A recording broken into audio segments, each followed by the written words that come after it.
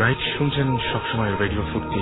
শুরু হয়ে গেল ভূত এফএম, আর ভূত এফএম সবাইকে স্বাগত জানাচ্ছি। আমি রাসেল।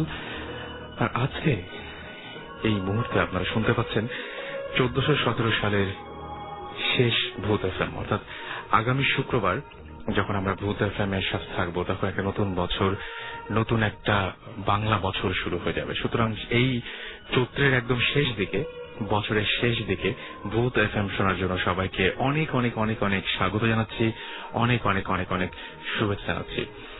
এবং সেই সাথে একটা কথা বলতে চাই, সেটা হচ্ছে যে আজকেও প্রতিদিনের মতো আমাদের অনেক অনেক গেস্ট রয়েছে এবং তাদেরও অনেক অনেক এক্সপিরিয়েন্স রয়েছে এবং সেই এক্সপিরিয়েন্স গুলো আমরা একটার পর একটা শুনবো।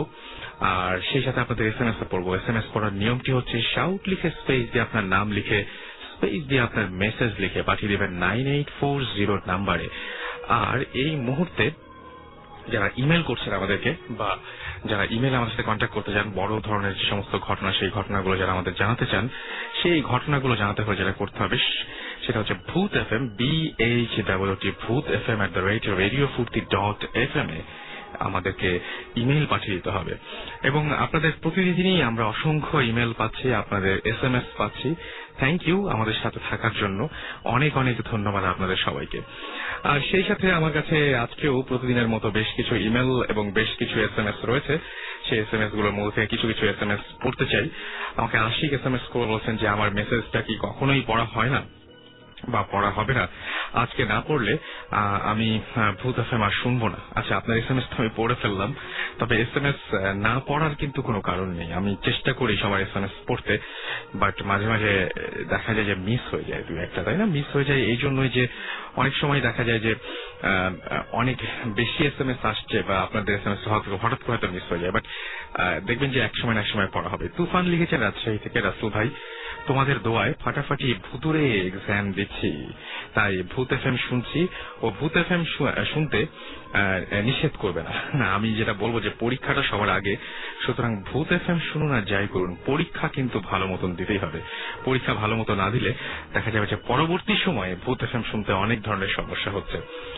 তো যারা এখন এইচএসসি এক্সাম দিচ্ছেন তারা অবশ্যই অবশ্যই অবশ্যই মানে ভুতুরে কোনো সিদ্ধান্ত নেবেন না, পড়াশোনা ঠিকঠাক করতেই হবে। আরেকটা জিনিস, সেটা হচ্ছে যে ভূত এফএম এ একটা জিনিস আমি বলতে চাই, যারা ভূত এফএম শুনছেন, বিশেষ করে যারা ঢাকায় বসে শুনছেন আমাকে, তাদেরকে বলবো যে এইচএসসি এক্সাম চলছে এবং আপনারা সবাই খুব বেশি সিরিয়াস। তাও জানি যে আমি পরীক্ষার প্রথম দিন যখন আসছিলাম তখন দেখলাম যে রাস্তায় অনেকের অনেক দেরি হয়ে গেছে এবং সেই দেরির জন্য অনেকে পরীক্ষাটা মিস করে ফেলবেন এরকম একটা অবস্থা। অনেকের চোখেই মানে দেখলাম যে সেদিন কাঁদছেন রাস্তায় বসে বসে। অলরেডি 10টা বেজে গেছে, তখন অনেকে তাদের পরীক্ষার যে জায়গাটা সেখানে পৌঁছাতে পারেননি, কেন্দ্রে পৌঁছাতে পারেননি, সেন্টারে পৌঁছাতে পারেননি। এর প্রধানতম কারণ ছিল রাস্তায় ভয়াবহ রকমের জ্যাম। এজন্য বলবো যে অবশ্যই অবশ্যই হাতে কিছু সময় নিয়ে বেরোবেন এবং অবশ্যই অবশ্যই যেটা করতে হবে সেটা হচ্ছে যে আপনার যে মানে আগে থেকেই ওখানে যাবার কিভাবে পরীক্ষার হলে পৌঁছাবেন সেই ব্যবস্থাটা করে রাখতে হবে। ওকে, আমাদেরকে শক্তিশালী ভূত ফ্রম ময়মনসিং তিনি লিখেছেন যে Bhoot FM rocks. Thank you so much. আপনাদের জন্য আসলে ভূত এফএমটা এত বেশি জনপ্রিয় হয়েছে, আপনারা শোনেন বলেই। আর নাদিয়া লিখেছেন রাসেল ভাই তুমি কেমন আছো, তোমার ভূত শো খুব ভালো লাগে কিন্তু ভয় লাগে না। আচ্ছা, তার মানে তো আপনি অনেক সাহসী বলতে হবে। মুন্না লিখেছেন from Kadir Mollah city college Narsingdi, তিনি বলছেন যে তিনি লিখেছেন যেটা সেটা হচ্ছে he can stop his HSC exam but he can't stop the radio Foorti. Okay, তো বুঝতেই পারছি যে কিন্তু ব্যাপারটা হচ্ছে কি যে পরীক্ষা সবকিছু মানে রেডিও ফুর্তি যেন কখনো অফ না হয়, সেজন্য আপনাকে যেটা করতে হবে রেগুলার পড়াশোনাটা ঠিক মতন করে ফেলতে হবে। তো আমাদের একটা টেকনিক্যাল ডিফিকাল্টিজ হয়েছিল, এই জন্য একটু আমরা হ্যালো বলতেও দেরি করেছি, বাট সেটা হবে না। জাস্ট একটু মানে এখন থেকে সব মানে আমার যেটা মনে হয় সব ঠিক হয়ে যাবে, রাইট?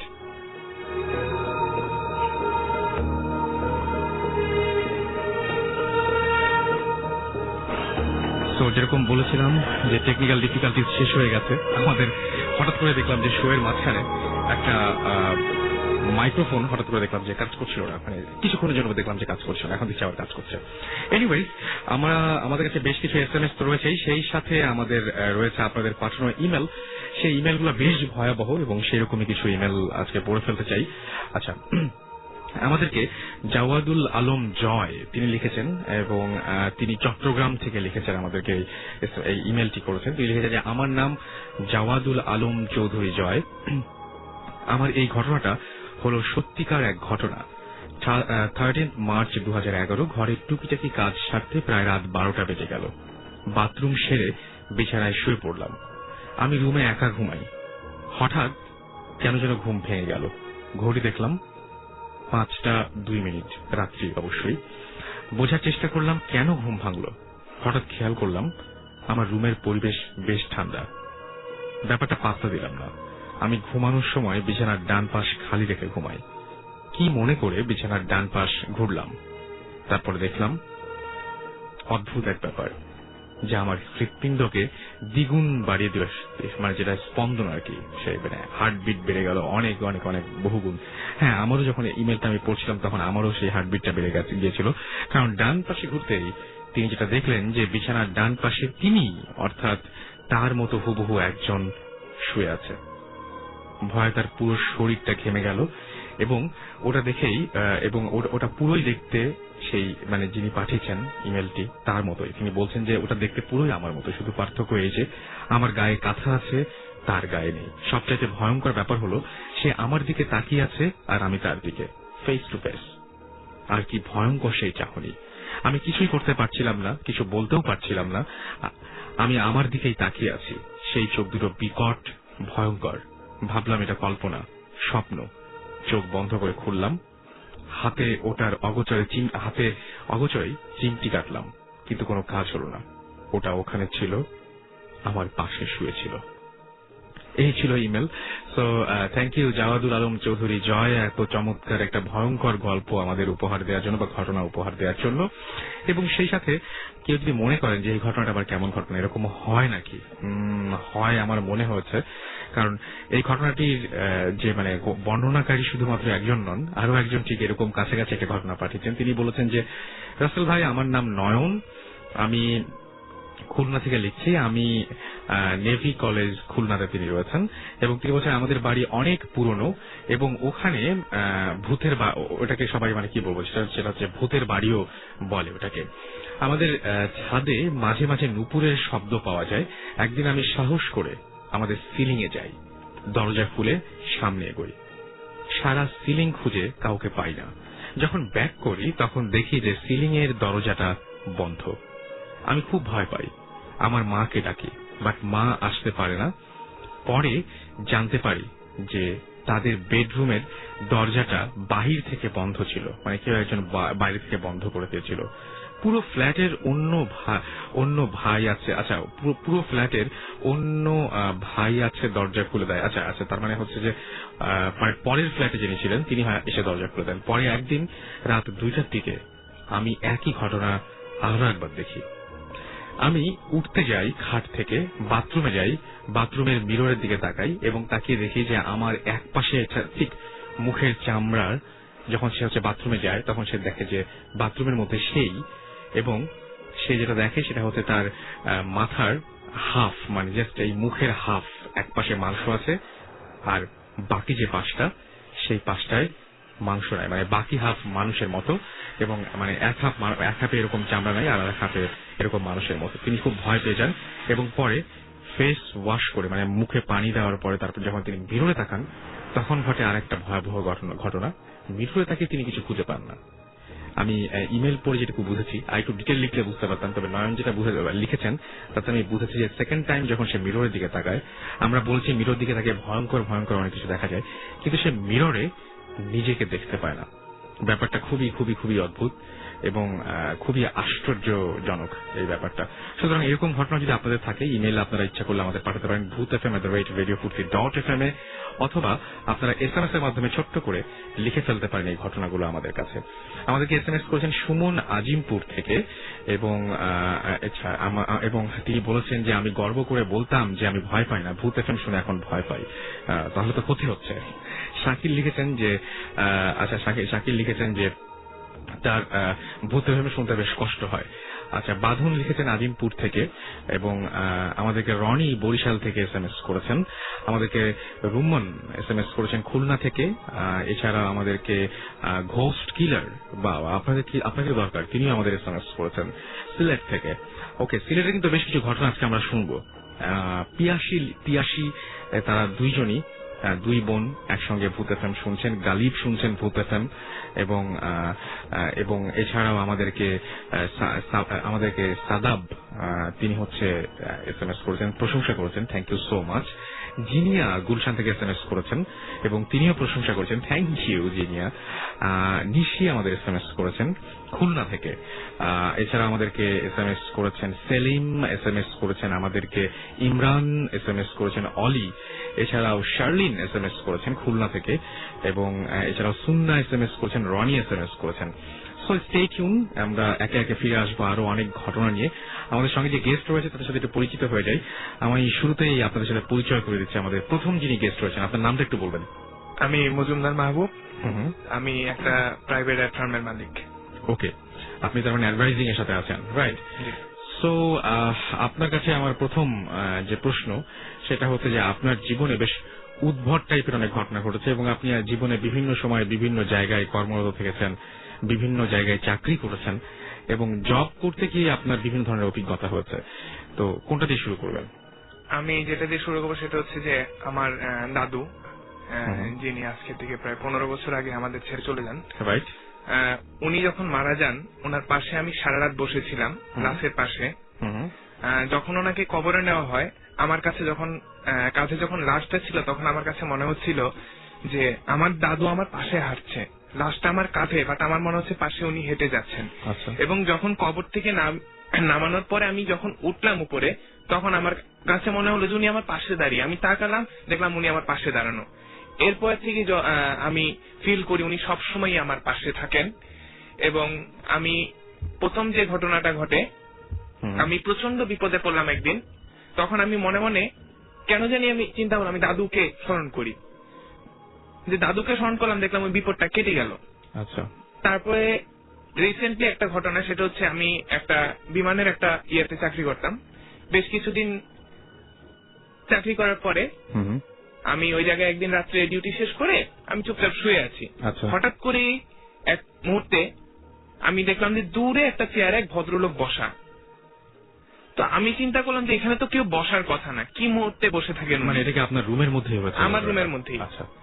তো আমি কি করে বসে থাকে, তা আমি চিন্তা করলাম যে দেখলাম যে উনি আমার দিকে আসতেছে। তখন আমি একটু ভয় পাইলাম। ভয় পাওয়ার পরে আমি চাদর দিয়ে মুখটা ঢাকলাম।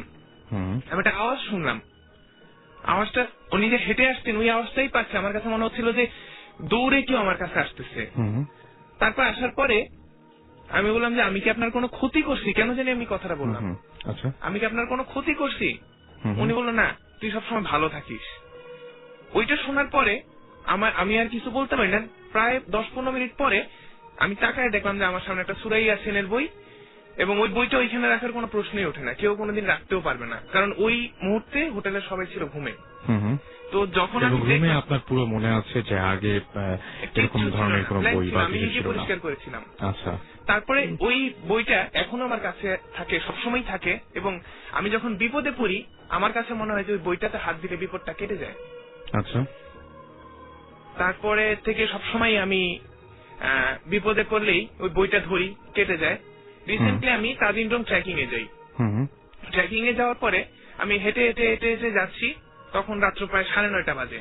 পাহাড়ি রাস্তায় হেঁটে যাচ্ছি, আমার সামনে আমরা 35 জনের গ্রুপ, সবাই চলে গেছে, পিছনে আমি একা। আমি জাস্ট ওদের লাইটের আলো দেখে আগাচ্ছি।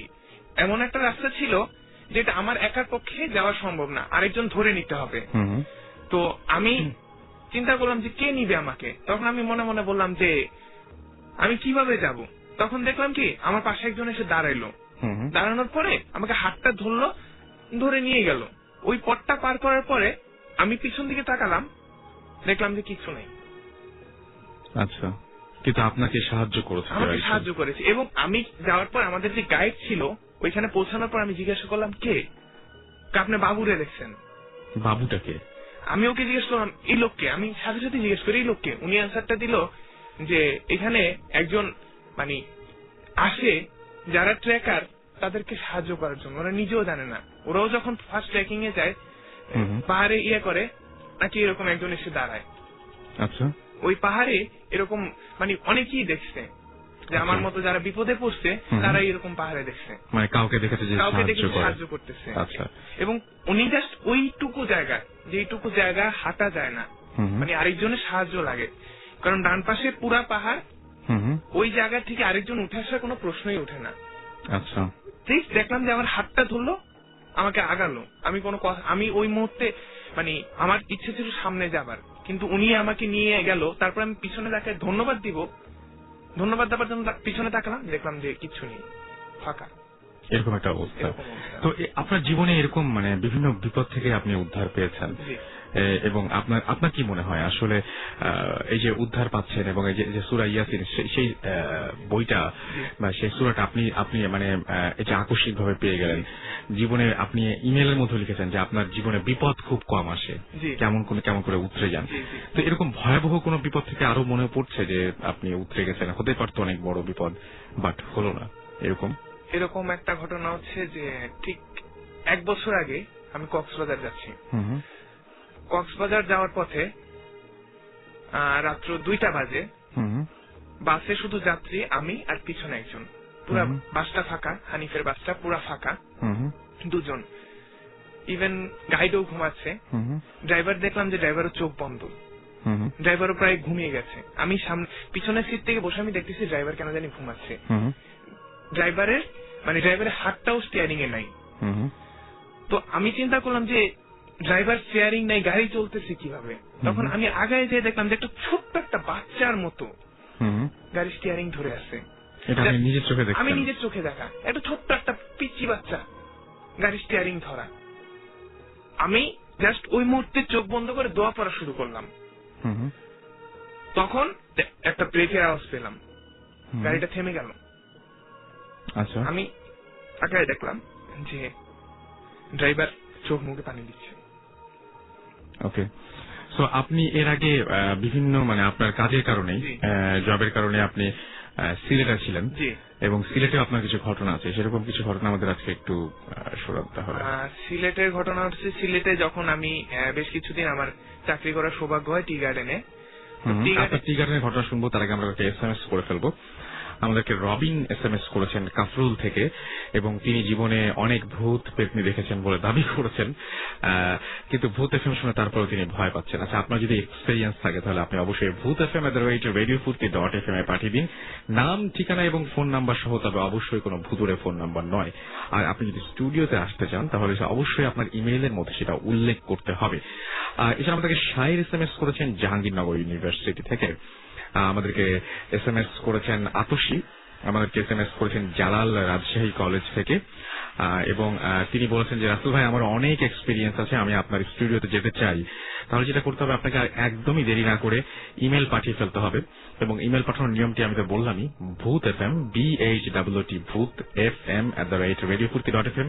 আমাদেরকে দীপঙ্কর 97 সিলেট থেকে SMS করেছেন। এছাড়াও তিমু SMS করেছেন চিটাগং থেকে, আর আমাদেরকে এছাড়াও SMS করেছেন দেখতে পাচ্ছি বাইজিদ রামপুরা থেকে, এবং তিনি ভূত FM শুনতে শুনতে বারান্দায় গিয়ে একটু আগে ভয় পেয়েছেন, সেটা বললেন। হ্যাঁ, এটা হয় যে আপনি যখন পুরোপুরি এই ব্যাপারটার মধ্যে আছেন তখন ভয় পেতেই পারেন আপনি। আমাদেরকে এছাড়াও SMS করেছেন শাকিল, এবং আমাদেরকে SMS করেছেন ময়মনসিংহ থেকে ইলিয়াস, SMS করেছেন আমাদেরকে এছাড়াও শান্ত, জনি, অর্পণ সহ আরো অনেকে। ভৌতিস্ট কিলারও আমাদের SMS করেছেন খুলনা থেকে, এছাড়াও বুশা খুলনা থেকে SMS করেছেন, বাঁধন ময়মনসিংহ থেকে SMS করেছেন, রিজা, রিফাত SMS করেছেন আমাদেরকে। এছাড়াও আমাদেরকে SMS করেছেন কনক। আমাদের কাছে SMS পাঠানোর নিয়মটা আমি বলে দিই, মোবাইলের মেসেজ অপশনে গিয়ে টাইপ করে ফেলবেন SHOUT শাউট স্পেস আপনার নাম স্পেস আপনার মেসেজ, পাঠিয়ে দিবেন 9840 নম্বরে। প্রিয়াঙ্কা জানতে চেয়েছেন যে দেশ টিভিতে ভৌতিক প্রোগ্রাম কবে থেকে দেখবো, মানে ভৌতিকের কথাটা তিনি বলতে চেয়েছেন হয়তো। হ্যাঁ, খুব দ্রুতই সেটা শুরু হবে, আমিও সেরকমই জানি আর কি। আমরা আবার আপনার সেই সিলেটের ঘটনায় চলে যাব। আপনার নামটা আরেকবার একটু বলবেন, যেহেতু চেহারা দেখা যায় না, নামটা বারবার বলতে। আমি মজুমদার মাহবুব। রাইট। আমি সিলেটের ঘটনাটা হচ্ছে শুরুটা এইভাবে যে আমি আসলে সিলেটে চাকরি করতে যেতে চাইনি, জোর করেই এক কথায় যেতে হয় বাবা মার কারণেই। তো যখন গেলাম তখন মনের ভিতরে একটা খুঁত খুঁত কাজ করতেছিল, কেন যাচ্ছি। যাবার পর থেকে আমি কেন জানি আমার ভিতরে একটা অন্যরকম কাজ করতো। যে একদিন রাত্রেবেলা আমি যে বিছানায় শুই আমার খালার বাসায়, তো বিছানার পাশে দিয়ে একটা গাছ আছে, ও গাছটা নড়তে দেখলাম। নড়ার পরে আমি একটু ভয় পেলাম যে গাছটা নড়ে কেন। তো আমি জানলাটা দিয়ে আমি উপরের দিকে তাকালাম, দেখলাম যে কোন একটা আলো পড়তেছে ওইখানে। তো আমি উপরের দিকে তাকাইলাম যে এখানে আলো তো আসার কথা না, কারণ আমি সারাদিন ওই দিকে থাকি, আলো আসবে কোথা থেকে। দেখলাম যে একটা আলো এসে ঠিক ওই জায়গাটায় পড়লো এবং একটা কাগজ পড়লো। আচ্ছা, ওই কাগজটাতে কিছু লেখা নেই, সাদা একটা কাগজ, বাট ওই জায়গাটা যে জায়গাটা পড়লো ওই জায়গায় একটা লেখা হলো। আচ্ছা, লেখাটা কি আমি বলবো না, যে জাস্ট লেখাটা এরকমই ছিল যে এখানে থাকা ঠিক না কারো। আচ্ছা, এখানে কেউ একজন মারা যাবে, এই এলাকাটা ছাড়ো। তো আমি ঠিক ওই মুহূর্তে আমি কিছু বললাম না, আমি চুপচাপ কয়েকদিন পরেই ওই বাসায় এক সিনিয়র মুরব্বী ছিলেন, 3-4 দিন পরেই ওই সিনিয়র মুরব্বী মারা গেলেন। আচ্ছা, এটা তার মানে আপনি বলছেন যে আপনি আগে থেকে ইনফর্ম হয়েছিলেন সামহাউ যে এরকম কেউ একজন মারা যাবে। আচ্ছা, তো হ্যাঁ, তারপরে শেষ করুন। তারপরে আমি যখন খালার কাছে বললাম যে এটা আমি দেখছি, খালা বললো তুমি ওই রুমে থাকবা না, তুমি ওই রুমটা চেঞ্জ করো। আচ্ছা, তারপর আমি ওই রুমটা চেঞ্জ করে আরেক রুমে আসলাম। তবু জানি রাত্রেবেলা আমি জানলা দিয়ে তাকালে একটা আলো দেখি। আচ্ছা, আমি চিন্তা করি যে কিসের আলো। আমি খালাকে বললাম যে খালা আমি এরকম আলো দেখি। বলছে তুমি জানলা লাগায় ঘুমাবা। আচ্ছা, তা আমার মধ্যে কাজ করতেছিল যে আমি জানলার ফুটা দিও, আমি তাকাই জানছি যে আলোটা করে নাকি। তারপরে আমি একদিন টি গার্ডেনে জবের জন্য গেলাম। যাওয়ার পরে টি গার্ডেনে অ্যাসিস্ট্যান্ট ম্যানেজার হিসেবে কিছুদিন ছিলাম। থাকার পরে আমি রাত্রেবেলা অনেক দূর থেকে একটা আওয়াজ পেতাম, সাবধান। আমি চৌকিদারকে জিজ্ঞাসা করতাম, চৌকিদার এটা কি? বাবু এটা কোনো কিছু না, আপনি শুনলেন না। আমি শুনবো না কেন, তুমি বলো কি হয়েছে। বাবু শোনার দরকার নাই। তার মানে কি ওরাও শুনে? ওরাও শুনে, বাবু শোনার দরকার নেই। আচ্ছা, তারপরে একদিন হঠাৎ করেই আমি শুনলাম যে আমার রুমের পাশে দেখে ধপ করে দৌড়ায় যাচ্ছে। তা আমি উঠে বসে গেলাম, আমি শোয়ার থেকে উঠে বসে আমি ইয়ে করতে লাগলাম। আমি আওয়াজটা শুনলাম যে আমার ঠিক জানলাটার কাছে এসে আওয়াজটা থামলো। আমার ভাই জানলার কাছে কে? কেউ একজন দাঁড়ায় আছে, আমি বুঝতেছি কোনো শব্দ নাই। আমি বলি কে জানলার কাছে? পরে দেখলাম যে আওয়াজটা আস্তে আস্তে আস্তে মিলাই গেল। তখন আমি চৌকিদারকে বাইরে চৌকিদারে ডাকলাম, চৌকিদার বললো যে কি বাবু? আমি যে শুনলাম কে আসছিল? বাবু তো আমি এখানে ছিলাম, কেউ তো আসে নাই। তারপরে আমি প্রায়ই এরকম আওয়াজ পাইতাম, আমি সিলেটে থাকা অবস্থায় প্রায় আওয়াজ পাইতাম। আমি দূরে একটা আলো আমার কাছে আসতেছে আমি দেখতাম, কিন্তু ওই আলোটার উৎস কি? কারণ আমরা অ্যাসিস্ট্যান্ট ম্যানেজাররা কখনোই আমরা রাত্রে বের হতাম না, কারণ আমাদের ম্যানেজারের বাংলোটা ছিল অনেক দূরে, ওইখান থেকে কোনো মেসেজ আসার সম্ভাবনা নেই। আর আমাদের মেইনলি মেসেজ আসতো ওয়্যারলেস সেটে। তো আমরা কোনো মেসেজও, আমি মাঝে সাথে মনে করতাম যে জরুরি কোনো মেসেজ আছে, আমাকে ফ্যাক্টরিতে যেতে হবে, কল করবে, আমি প্রায় মনে করতাম। কিন্তু দেখতাম যে আলোটা অর্ধেক জায়গায় এসে থেমে যায়। আমি একদিন সকালবেলা ওই জায়গাটা আইডেন্টিফাই করলাম যে যাবো আমি। আচ্ছা, যাবার পরে ওই জায়গাটা দেখলাম যে যে গাছগুলি আছে সব গাছগুলি মরা, যেখানে আপনি আলোটা দেখেন, যেখানে আলোটা এসে থেমে যায়। আচ্ছা, ওই জায়গায় গাছ মরা। তো আমি ওইখানে যে ইয়ে ছিল, দায়িত্বে যে ছিল, আমি জিজ্ঞাসা করলাম যে এখানে কি? কবে এই জায়গায় গাছ হয় না কোনো? আমি তো তাহলে এই জায়গায় রও না কেন তোমরা? কবে এই জায়গায় রুলে তো হবে না। সিলেটি ভাষা বলে এই জায়গায় রুলে তো হবে না কেন? তেনারা খুশি হন না, তেনারা রাগ করুন। তখন আমি বললাম যে কে তেনারা? বাবু আমাকে ক্ষমা করুন, আমি বলতে পারবো না। এভাবে এরকম প্রায় আমি কিছুদিন আগে একটা ইয়ে করে শুনেছিলাম যে কেউ একজন বলছিল যে টি গার্ডেনের ছড়ার ভিতর দিয়ে কেউ হেঁটে যায়। এটা আমি নিজ চোখে দেখেছি, কেউ একজন হেঁটে যাচ্ছে। আমি নিজের চোখে দেখেছি যে আমরা রাত্র 12টা-1টা ফ্যাক্টরি থেকে যাচ্ছি, দেখলাম যে কেউ একজন হেঁটে যাচ্ছে, রাস্তা পার হচ্ছে। আমরা কিন্তু জানি যে এই মুহূর্তে ওই জায়গায় কেউ যাওয়া সম্ভব না। জাস্ট আমরা দেখলাম যে আমরা রাস্তা পার হচ্ছি, আমাদের বাইক যাচ্ছে, সাথে একজন সালাম দিল, আমাদের দেখে সালামও দিল। আচ্ছা, আমরা কিছুতে আগায় যাওয়ার পরে তাকালাম, কিছু নেই, ব্ল্যাঙ্ক। কিন্তু একদম আমাদের সালাম দিয়েছে।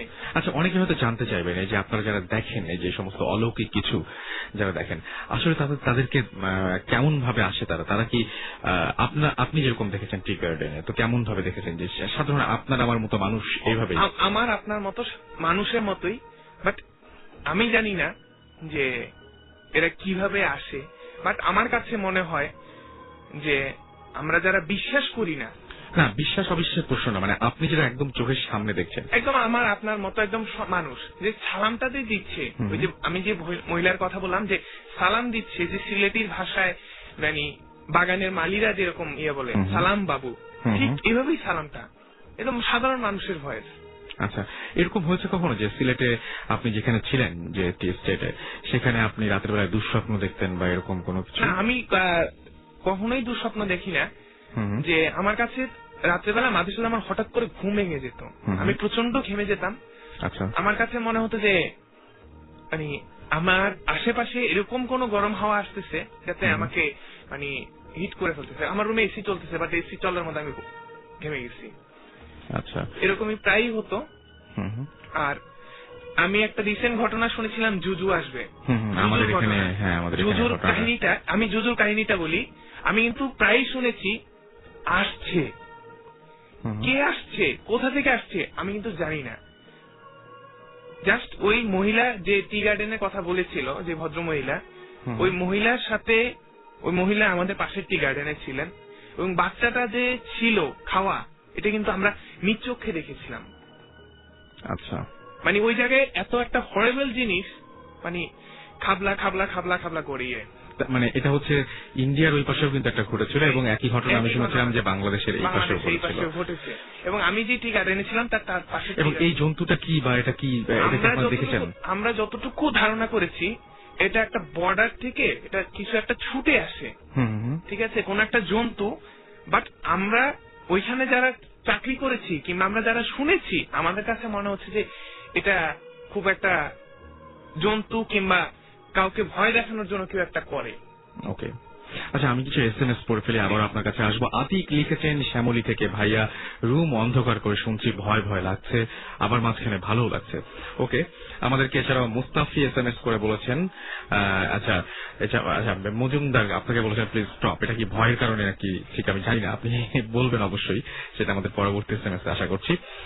সামিদুল লিখেছেন আমি, আচ্ছা তিনি এবং তার স্ত্রী দুজন মিলে FM শুনছেন, thank you so much. Rohit Barishal থেকে ভূত FM শুনছেন, এছাড়াও যুবরাজ শুনছেন নোয়াখালী থেকে, আমাদের সাথে ওমর জয়েন করেছেন নেত্রকোনা থেকে, তাবাক আমাদের সাথে SMS করেছেন, জিকো SMS করেছেন আমাদের সাথে আমাদেরকে, এছাড়াও তাহা খুলনা থেকে SMS করেছেন, মিলন SMS করেছেন, এবং তিনি বলছেন যে ভূত FM শুনতে গেলে তার মোবাইলে মনে হয় প্রবলেম হয়, তাই না? আমি SMS চলে গেল।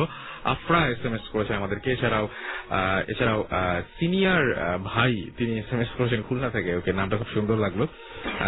সাদাব SMS করেছেন, এছাড়াও পরশ SMS করেছেন রাজশাহী থেকে, HSC এক্সাম দিচ্ছেন এবং ইংলিশ পরীক্ষা রয়েছে সানডেতে, বাট এখন তিনি ভূত FM শুনছেন, which is very wrong একদমই, মানে টিপু SMS করেছেন, এছাড়া আমাদের SMS করেছেন রাজন টঙ্গী থেকে।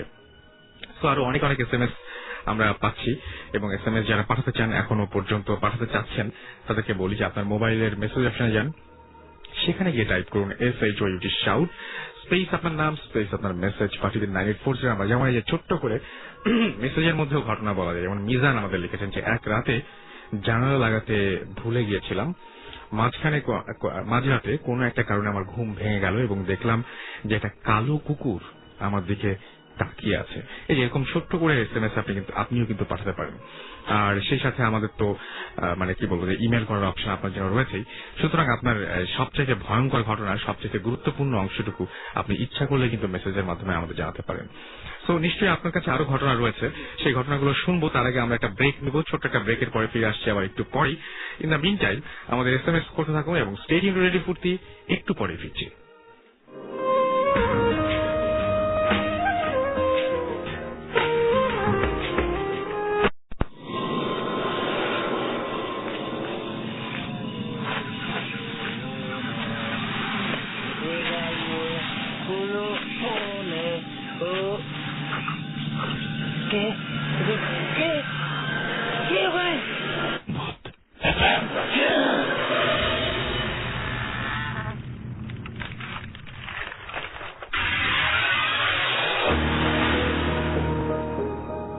রাইট, এত রাত্রে আর কে থাকবে আমরা ছাড়া, এবং সাথে আছি ভূত এফএম নিয়ে আপনাদের দারুণ দারুণ সব ঘটনা উপহার দিতে। এবং শুনছেন সবসময় রেডিও ফুর্তির সাথে আছি রাসেল, চলছে ভূত এফএম। আরো একবার জানিয়ে দিচ্ছি আমার কাছে আরো একটি ঘটনা রয়েছে 69-এর ঘটনার মতো আমার মায়ের সাথে একই ঘটনা ঘটেছিল। It was about 1993 after 2 months from my তিনি তার জন্মানোর ঠিক উনি বোঝাতে চেয়েছেন আসলে তার 1993 সালের এই ঘটনাটা। এবং তিনি বলছেন যে আমরা তখন যশোরের জেল কোয়ার্টারে থাকতাম। একদিন এক ফকির আসে আমার মায়ের কাছে এক গ্লাস পানি চাইলো।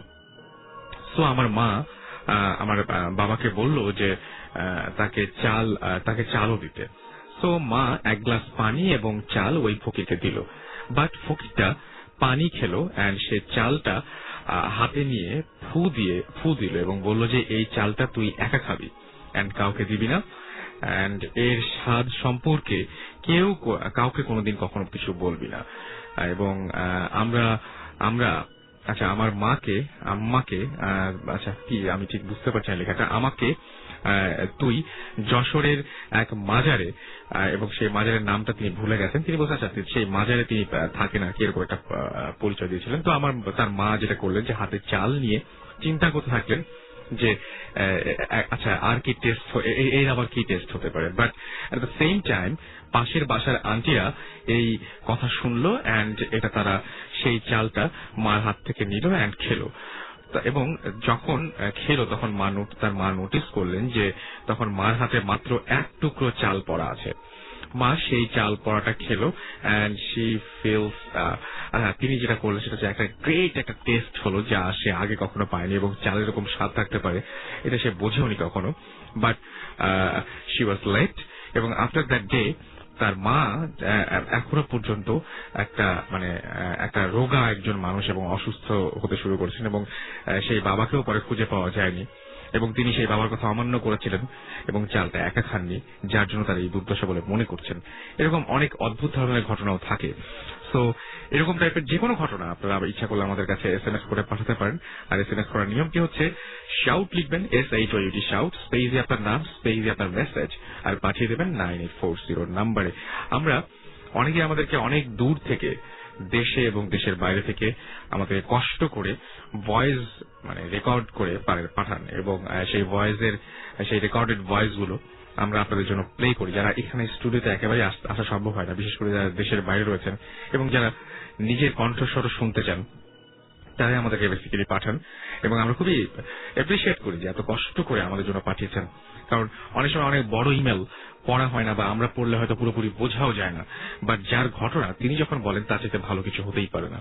তো আমি বলবো যে অবশ্যই আপনারা ইচ্ছা করলে আপনাদের যে ঘটনাগুলো, সেই ঘটনাগুলো এরকম রেকর্ডের অবস্থায় পাঠাতে পারেন। কোয়ালিটি যত ভালো হবে তত বেশি আমাদের জন্য মঙ্গল, আপনাদের জন্য মঙ্গল, আমাদের বাজাতে এবং আপনাদের শুনতে অনেক সুবিধা হবে। যাই হোক, আমরা একটা ঘটনা শুনে আসি, এরকমই একটা ঘটনা শুনবো আমরা, এবং ঘটনার নাম, পরিচয়, ঠিকানা সবকিছু তার কাছ থেকে জানতে পারবেন। হাই, আমি মাহবুব, মিউজিক কম্পোজিশন করি, চিটাগাংয়ে থাকি। আমার লাইফে বেশ কিছু অদ্ভুত ঘটনা ঘটেছে, তার থেকে একটা ঘটনা আমি লিসেনারদের সাথে শেয়ার করতে যাচ্ছি। ভূত প্রেত বা আত্মা এগুলো কখনো আমি বিশ্বাস করতাম না, তবে একটা ঘটনার ব্যাখ্যা আমি এখনো পর্যন্ত খুঁজে পাইনি। তো যাই হোক, সেই ঘটনাটাই আমি আপনাদের সাথে শেয়ার করতে যাচ্ছি। ঘটনাটি ছিল গত রোজার ঈদের দিন রাতে। আমার বাসাটার লোকেশনটা বলি, আমার বাসাটা ছিল চিটাগাং রেলওয়ে স্টেশনের খুব কাছে। যদিও সরাসরি ট্রেনে আমার গ্রামের বাড়িতে যাওয়া যেত না, প্রথমে ট্রেনে তারপর বাসে যেতে হতো। তো আড্ডা দিতে দিতে হঠাৎ করে ফ্রেন্ডদের সাথে খুব গ্রামে যেতে ইচ্ছা করছিল। তো ফ্রেন্ডদের থেকে বিদায় নিয়ে আমি বাসায় না জানি ট্রেনে উঠে পড়ি। তো ট্রেন ছাড়লো রাত 8টায়, কিন্তু ফেনী স্টেশনে পৌঁছতে তখন রাত 11টা বেজে গেল। কিন্তু সেই সময় কোনো বাস পেলাম না, এবং অনেকক্ষণ অপেক্ষার পর একটা বাস পেলাম, এবং গ্রামে পৌঁছতে তখন ঠিক রাত 1:30 বাজে। বাজারটা অনেকটা ফাঁকা ছিল, আর যাওয়ার সময় কোনো রিক্সা পেলাম না। গ্রামে খুব একটা না এলেও মোটামুটি পথটা চেনা ছিল, তো আমি হাঁটা শুরু করলাম, এবং বাজারে দু একজন লোক ছাড়া খুব একটা লোক চোখে পড়লো না। তো তাদের একজন আমাকে ডেকে বলল যে গ্রামে এত রাতে কোথায় যাচ্ছে এসব জিজ্ঞেস করলো। তো আমি বললাম আমি আমার ফ্যামিলি মেম্বার্স এর কাজিনের বাড়িতে যাচ্ছি। তো তারা আমাকে রাতে যেতে নিষেধ করলেন, বললেন যে রাতে যাওয়াটা ঠিক হবে না। তো তারা আমাকে কোনো ব্যাপারটা খুলে বললো না। তো আমি হাঁটতে শুরু করি। এমনিতে মোটামুটি সাহসী হলেও নির্জন রাস্তায় নিজেকে অনেকটা অসহায় মনে হচ্ছিল। তো বাড়িতে যে ফোন করব তারও কোনো উপায় ছিল না, কারণ মোবাইলে চার্জ ছিল না। তো হঠাৎ করে একটা পুলিশের গাড়ি আসতে দেখে কেমন যেন ভয় লাগলো। তো আমি মসজিদের দেওয়ালের আড়ালে লুকিয়ে পড়লাম এবং ভিতরে বারান্দায় গিয়ে বসলাম। তো হঠাৎ করে পাশে চোখে পড়লো, আমরা দেখলাম যে একটা লোক সেখানে বসে আছেন। তো তাকে দেখে আমি অনেকটা হতচকিয়ে উঠলাম, কারণ এত রাতে আমি নিজেই এমনিতে আসলাম, কিন্তু এবং আর একটা মানুষ সেখানে বসে আছে। তো ব্যাপারটা আমার কাছে কিছুটা অড লেগেছিল। তারপরও তার সাথে পরিচিত হওয়ার পর ব্যাপারটা ভয়টা তখন সেই মুহূর্তের জন্য কেটে গিয়েছিল। তো লোকটার সাথে আমার কথা শুরু হলো। তিনি জানালেন তার নাম লোকমান এবং তিনি এই গ্রামেই থাকেন। তবে গ্রামের লোকদের সাথে তার বিভিন্ন শত্রুতা এবং বিভিন্ন সমস্যার কথা তিনি আমাকে বলতে লাগলেন এবং বিভিন্ন ধরনের উপদেশ তিনি আমাকে দিচ্ছিলেন। এবং তার আগে তার বর্ণনাটা দিই। তিনি মোটামুটি মাঝ বয়সী লোক ছিলেন এবং তার পরনে ছিল সাদা পাঞ্জাবি এবং সাদা পায়জামা এবং টুপি ছিল। তো যাই হোক, তিনি আমাকে বিভিন্ন ধরনের কথা বলছিলেন।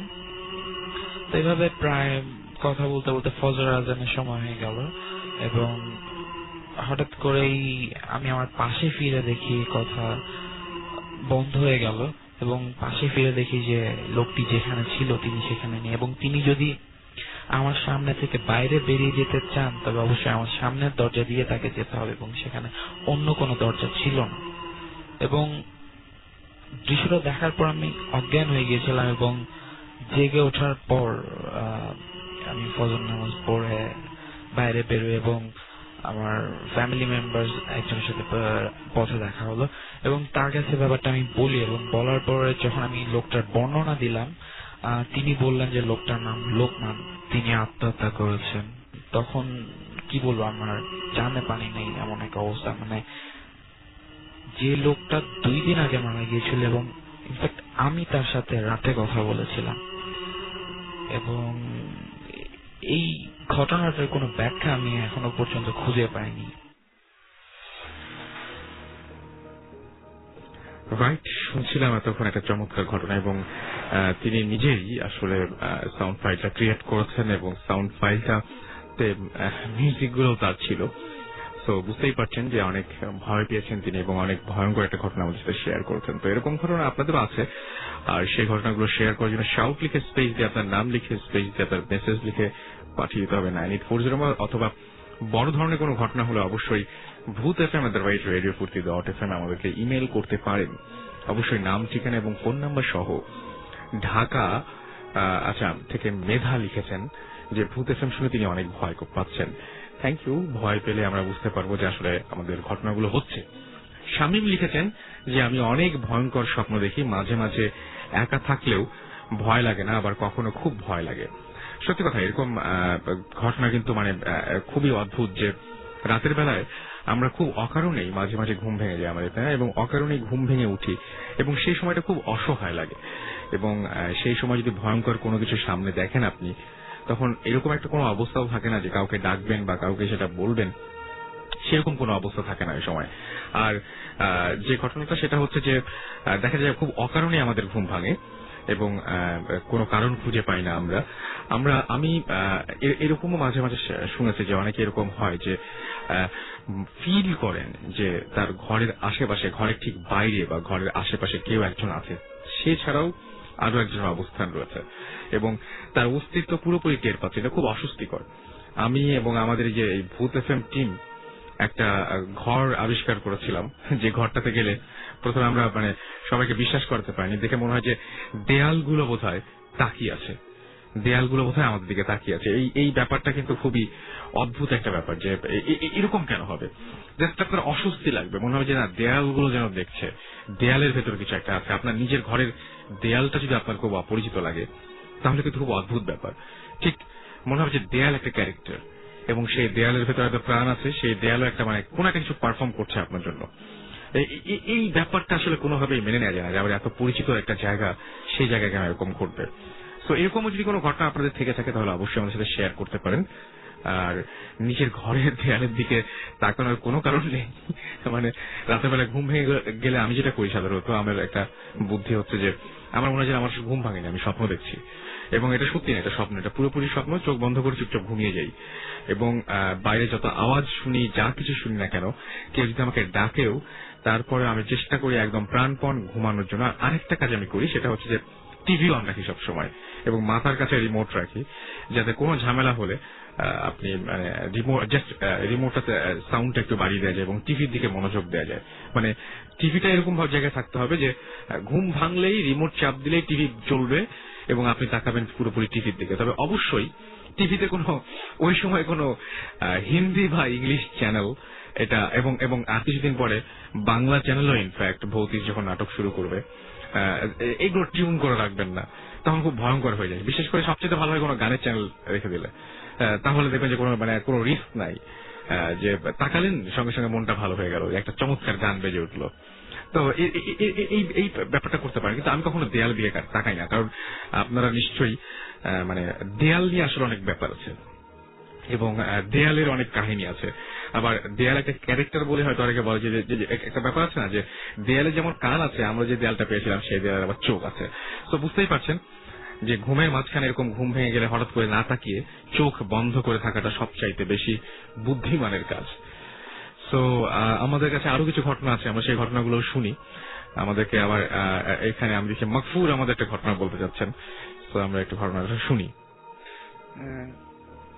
মানে গত এপিসোডে বলছিলাম যে আমার বোনের এরকম প্রবলেম হচ্ছিল, ইদানিং তাকে আর সে মানে কোনো কিছুই প্রবলেম করে না, ঠিক আছে। এখন ঘরের চারপাশে প্রবলেম করা শুরু করছে এবং লাস্ট ডেতে তার ঘরে ছাদের মধ্যে হাঁটার দাগ, পায়ের ছাপ এবং সে একটা মানে যে কোনো স্যান্ডেল পরে হাঁটছে, ছাদের মধ্যে যে একটা স্পেস, মানে মানুষ হাঁটলে যেভাবে ইয়ে পড়ে প্রত্যেকটা জিনিস একদম জাস্ট হেঁটে 3টা দাগ আছে। পার্থক্যটা কি তাহলে মানুষের সাথে?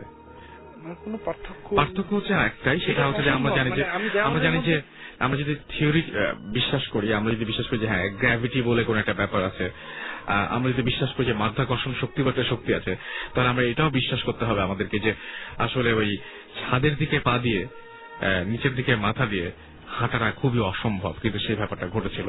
এটা অসম্ভব ব্যাপার, মানে ছাদের মধ্যে 3টা দাগ, ঘরের মধ্যে উল্টাপাল্টা আওয়াজ, দরজা নক করলে দরজা খুললে কেউ নাই, মানে এটা কন্টিনিউয়াসলি ঘটতেছে। এটা এখন এটা নিত্য ব্যাপার আর কি, কোনো ব্যাপার না, এটা হইতেই পারে এমন একটা ব্যাপার সেটাই। এবং আমি আজকে একটা ইমেল পড়ছিলাম এবং সেই ইমেলের মধ্যে একজন দেখলাম যে লিখেছেন যে তার যে চাল আছে বাড়িতে যে চাল আছে, মানে তার নানির বাড়ি বা এরকম একটা বাসায় তিনি বলছেন যে চাল আছে, সেই চালের মাঝখানে এরকম যেটা হতো শব্দ হতো রাতের বেলায় ঘুমানোর সময়, খুবই শব্দ হতো, মনে হতো যে কেউ মনে হয় হাঁটছে, আবার পায়ে বোধ হয় নুপুরও আছে, এরকম একটা ব্যাপার, আবার খুব জোরে জোরে ধুমধুম করে হাঁটছে।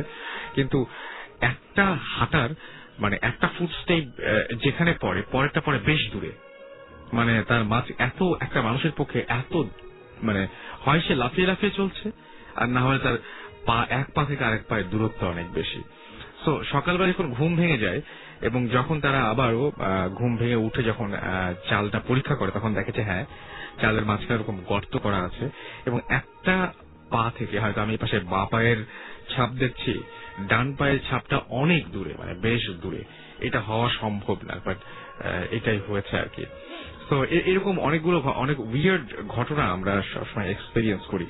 তো এই যে যেটা আমরা এতক্ষণ ধরে শুনলাম যে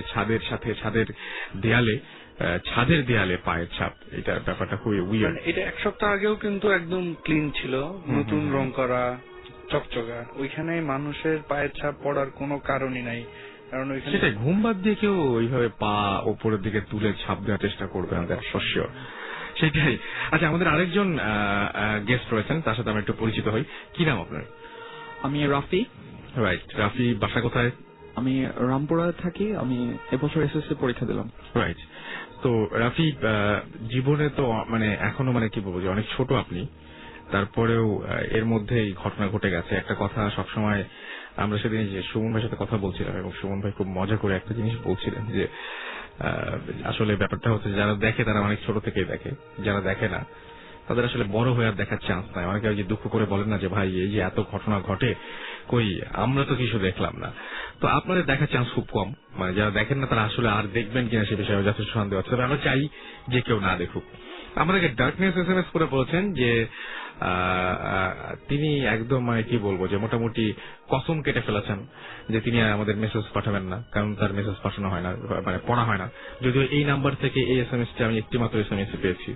তারপরে উনি প্রচন্ড রাগ করেছেন।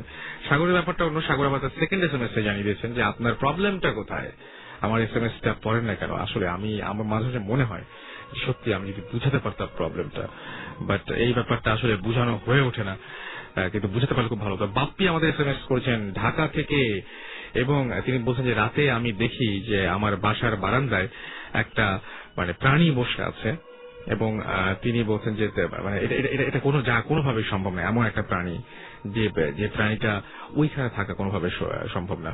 আমাদেরকে শৌখিন SMS করেছেন। আচ্ছা, সোল অফ ডেথ আমাদের SMS করেছেন। থ্যাংক ইউ যারা আমাদের SMS করছেন, এবং যারা SMS এখনো করতে পারেন তাদেরকে বলবো যে আমাদের SMS করার নিয়মটি অত্যন্ত সহজ।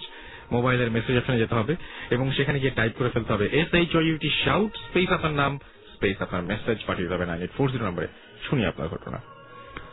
একদম ছোটবেলা থেকেই আমার ভূত প্রেত এই বিষয়গুলোর প্রতি একটা আগ্রহ ছিল। তো মাঝখানে গত রমজানের কিছুদিন আগে থেকে এই ভূতাথন প্রোগ্রামটা শুরু হয়। তো তখন এই প্রোগ্রামটা শুনে আরো পেয়ে গেলাম একটা জিনিস যে আমি এটার মাধ্যমে আরো সংযুক্ত হতে পারবো এটার সাথে। তো দেন তখন সংযুক্ত হতে চান তার মানে আপনি এগুলোর সাথে? আচ্ছা। দেন নেট টেট ঘেটে বিভিন্ন বই জার্নাল ঘেটে ঘেটে এই ভূত প্রেত সম্পর্কিত তথ্য সংগ্রহ করা শুরু করলাম। তো দেন আমি সিদ্ধান্ত নিলাম যে নেটে একটা বই খুঁজে পেলাম ব্ল্যাক ম্যাজিকের উপরে, যে বইটা কিনবো আমি। তো আমি তখন ইমেলে বইটার জন্য অর্ডার করলাম। ব্ল্যাক ম্যাজিক কেন বলেন তো? কি চেয়েছিলেন আসলে ব্ল্যাক ম্যাজিকের বইটা দিয়ে? কিছু করতে চেয়েছিলেন? না, আসলে কিছু করতে চাইনি, বাট আসলে ব্যাপারটা কিভাবে হয় এগুলো জাস্ট জানার জন্য একটা কিউরিওসিটি।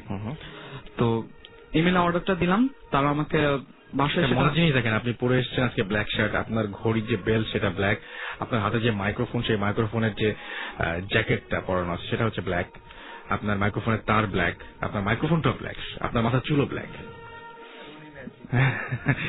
সেটাই, আর আপনি নিজে একটা ম্যাজিক।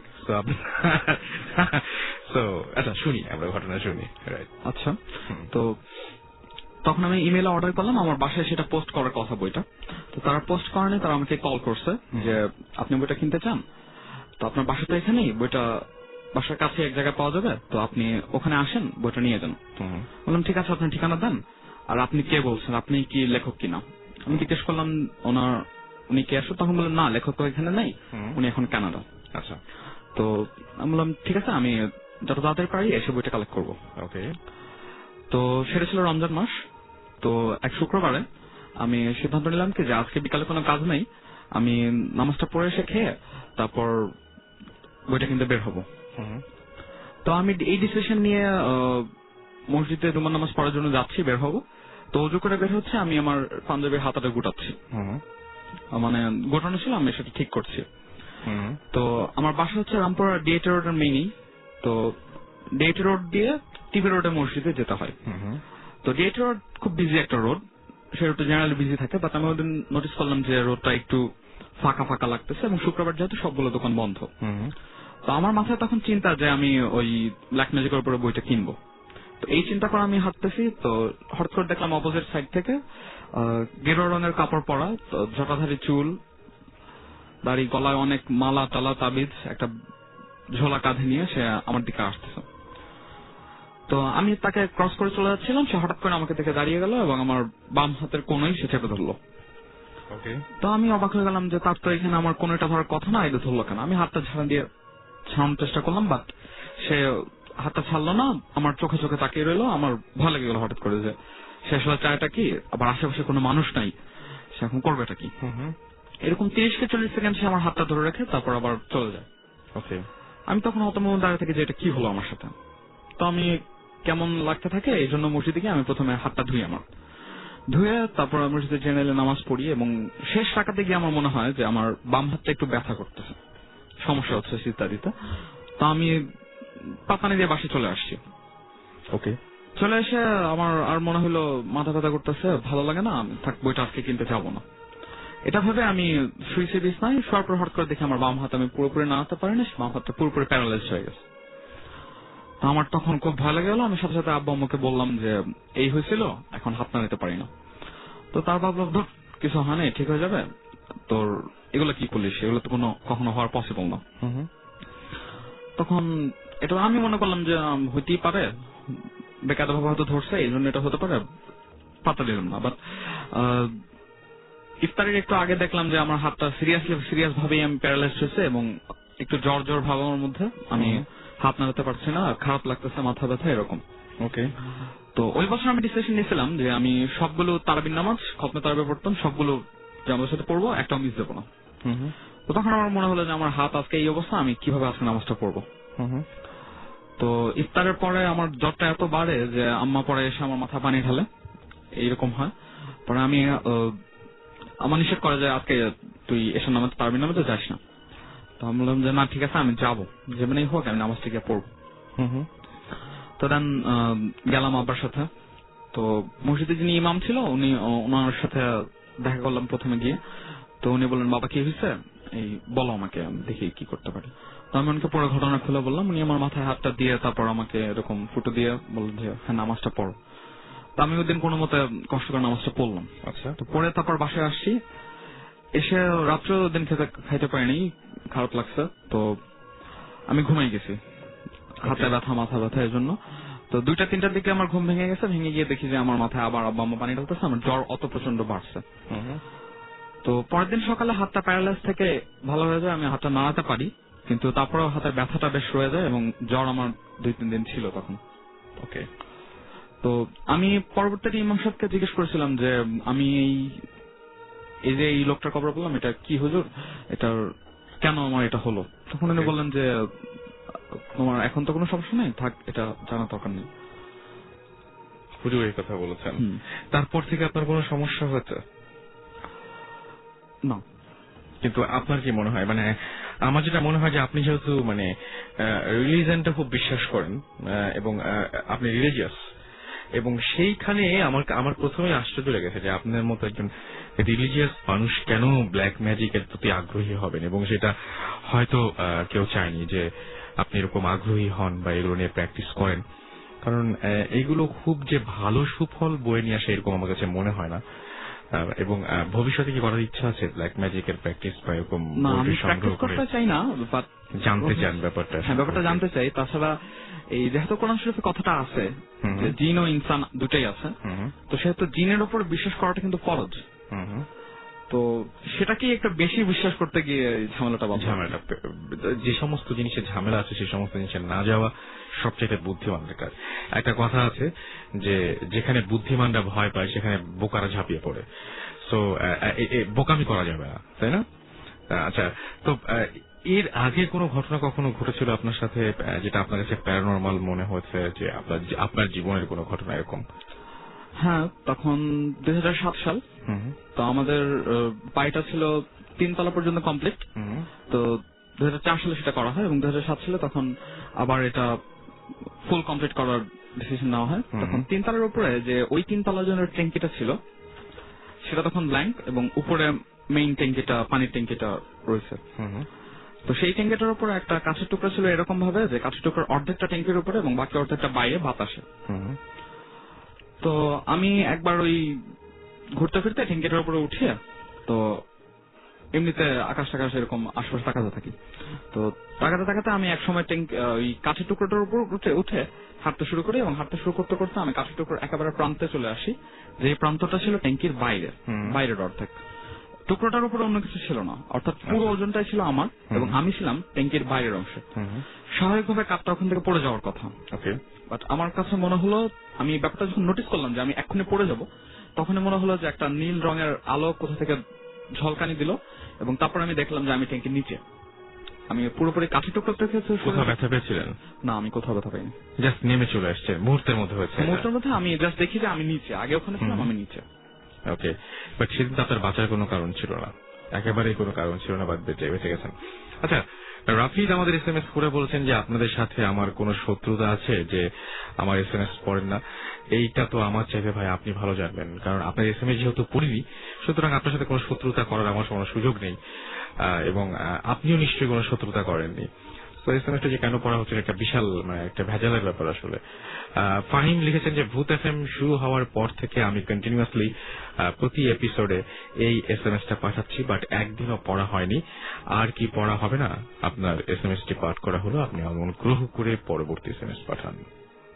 আমার মনে হয় আপনি খুশি হয়েছেন। ব্লারি ডেভিল আমাদের SMS করেছেন এবং তিনি বলেন তার নেইবারের বাসায় অনেক রাতে ফার্নিচার সরানোর সাউন্ড পাওয়া যায়। এটা আমারও হয়, ইনফ্যাক্ট আমি ঠিক জানি না, মানে আপনারা যদি কখনো এরকম বাসায় হয়, আমি জাস্ট জিজ্ঞেস করার কথাটা আমি যতবারই ভেবেছি যে আচ্ছা আমি জিজ্ঞেস করবো, বা ইন্টারকমে ফোন দিয়ে জিজ্ঞেস করি কি ভাই এত রাত্রে সরাচ্ছেন কেন জিনিসপত্র, বাট আমি কখনো এটা না, মানে হয়তো ভুলে গেছি বা হয়তো তখন গুরুত্ব দিয়েছিলাম, পরবর্তীতে এই ব্যাপারটা অতটা বেশি গুরুত্ব পাইনি। বাট এই জিনিসটা আমিও পাই এবং আমি যাদেরকে বলেছি তারা বলেছেন যে অনেকেই এই একই ব্যাপারের সাথে পরিচিত এবং অনেকের এরকম কানে সাউন্ড আসে যে হ্যাঁ মনে হয় টেবিল বা চেয়ার সরাচ্ছে এবং খুব বিকট আওয়াজ, মানে রাতের বেলায় আওয়াজটা খুব জঘন্য হয়ে যায়। আমি একটা ফ্রেন্ডের কাছে শুনেছিলাম একটা ঘটনা, তার বাসার ঘটনা, যে সে প্রতিদিনই মানে সে মানে এরকম হচ্ছিল যে বাসায় ফিরতো, তো তার বাসায় ফিরতে বেসিক্যালি একটু রাত হয়ে যেত 11টা-12টার দিকে, এবং যখনই সে বাসায় আসতো, বাসায় আসার সঙ্গে সঙ্গে তার দেখা যেত তার সিঁড়িতে তার যে অ্যাপার্টমেন্ট, সেই অ্যাপার্টমেন্টের সামনে যে লাইটটা, সেই লাইটটা সে যেহেতু সকালবেলায় বেরিয়ে যেত এবং রাতের বেলায় ফিরতো, কখনো লাইটটা জ্বালানোর সুযোগ ছিল না, বা লাইটটা কেউ জ্বালিয়ে দেবে এরকম ব্যাপারটা ঘটতো না বা খুব কমই ঘটতো।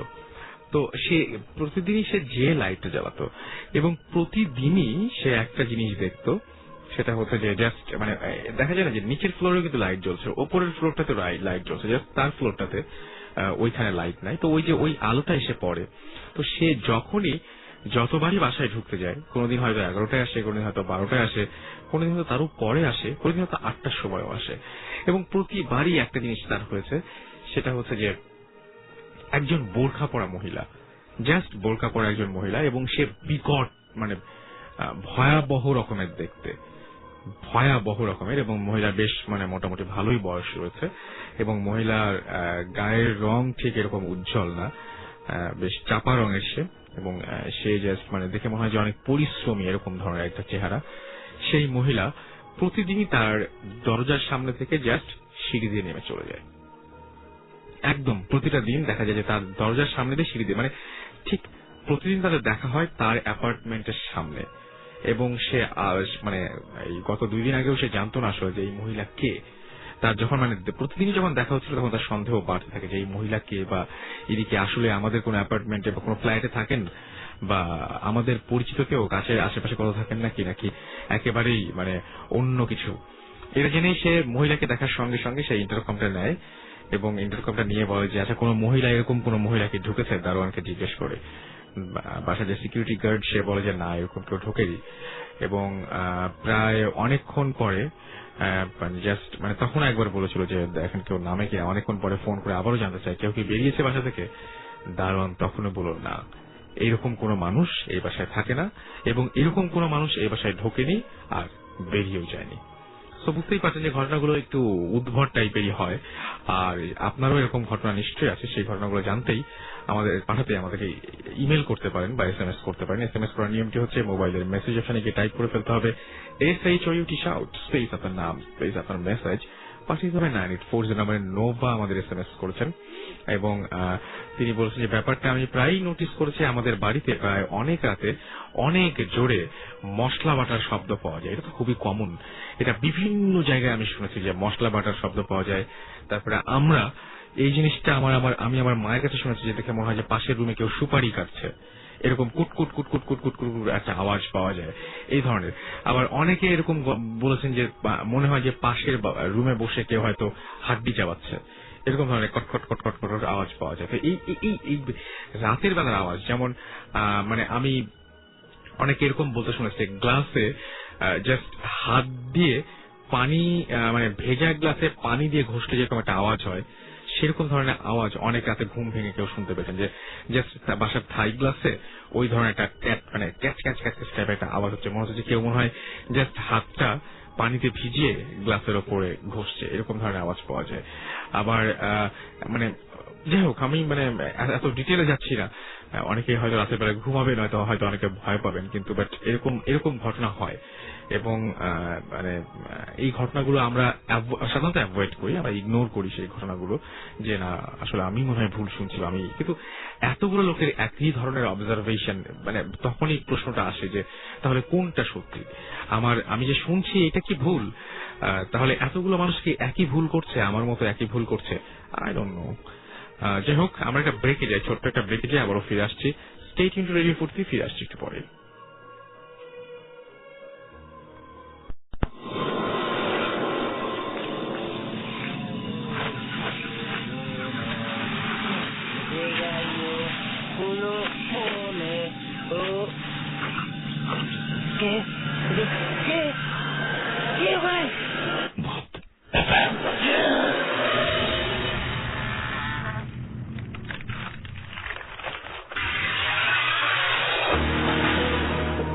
রাইট, এত রাত্রে সবাই যখন ঘুমিয়ে পড়েছে তখন আপনি জেগে আছেন এবং আপনার সঙ্গে রয়েছে ভূত এফএম। আর খুব অদ্ভুত ব্যাপার যে এত রাত্রে ভূত এফএম এর সাথে জেগে থাকা খুবই সাহসিকতার ব্যাপার, এবং আপনি সাহসিকতার পরিচয় দিচ্ছেন, কারণ একের পর এক ভয়াবহ সব ঘটনার আমরা সম্মুখীন হচ্ছি, এবং আমাদের ইনফ্যাক্ট অনেক প্ল্যান রয়েছে ভূত এফএম নিয়ে। সুতরাং আপনাদের যদি কোনো মতামত থাকে তাহলে অবশ্যই আমাদের SMS করে জানাতে পারেন, আমাদের জানাতে পারেন ইমেইল করে। আর এই মুহূর্তে আমি দেখতে পাচ্ছি যে আমাদেরকে হোসাইন SMS করেছেন উত্তরা থেকে, এবং তার খুব ভয় লাগছে, এবং পুরো বিল্ডিং এ তিনি একা, তাহলে তো একদম ভয় পাওয়ার সমস্ত আয়োজন করে বসেছেন। সেটা তো মানে এমনিতেই স্বাভাবিক, মানে যদি ভূত এফএম নাও চলতো, একা বিল্ডিং এ এমনিতেই ভয় লাগার কথা। ফাহিম লিখেছেন এবং আমাদেরকে SMS করেছেন, এবং তিনি বলেছেন যে তিনি মাঝে মাঝে যেটা শোনেন যে ছাদের মাঝে তার বাচ্চার কান্নার আওয়াজ তিনি মাঝে মাঝে এরকম শুনতে পান। আমার না এরকম একদিন হয়েছিল যে বাসায় ঢোকার আগে হঠাৎ করে মনে হলো যে ভেতরে যেন একটা বাচ্চা কথা বলছে, এবং সঙ্গে একটা মহিলাও আছে। এরকম মাঝে মাঝে খুব অদ্ভুত টাইপের এক্সপিরিয়েন্সের সম্মুখীন আমরা হয়ে যাই। আরিফ খুলনা থেকে আমাদের লিখেছেন, খুলনা ক্যান্টনমেন্ট থেকে, এবং তিনি বলছেন আমার মাথার কাছে জানালার দুই পাশে দুটো কবর, খুব ভয় লাগছে।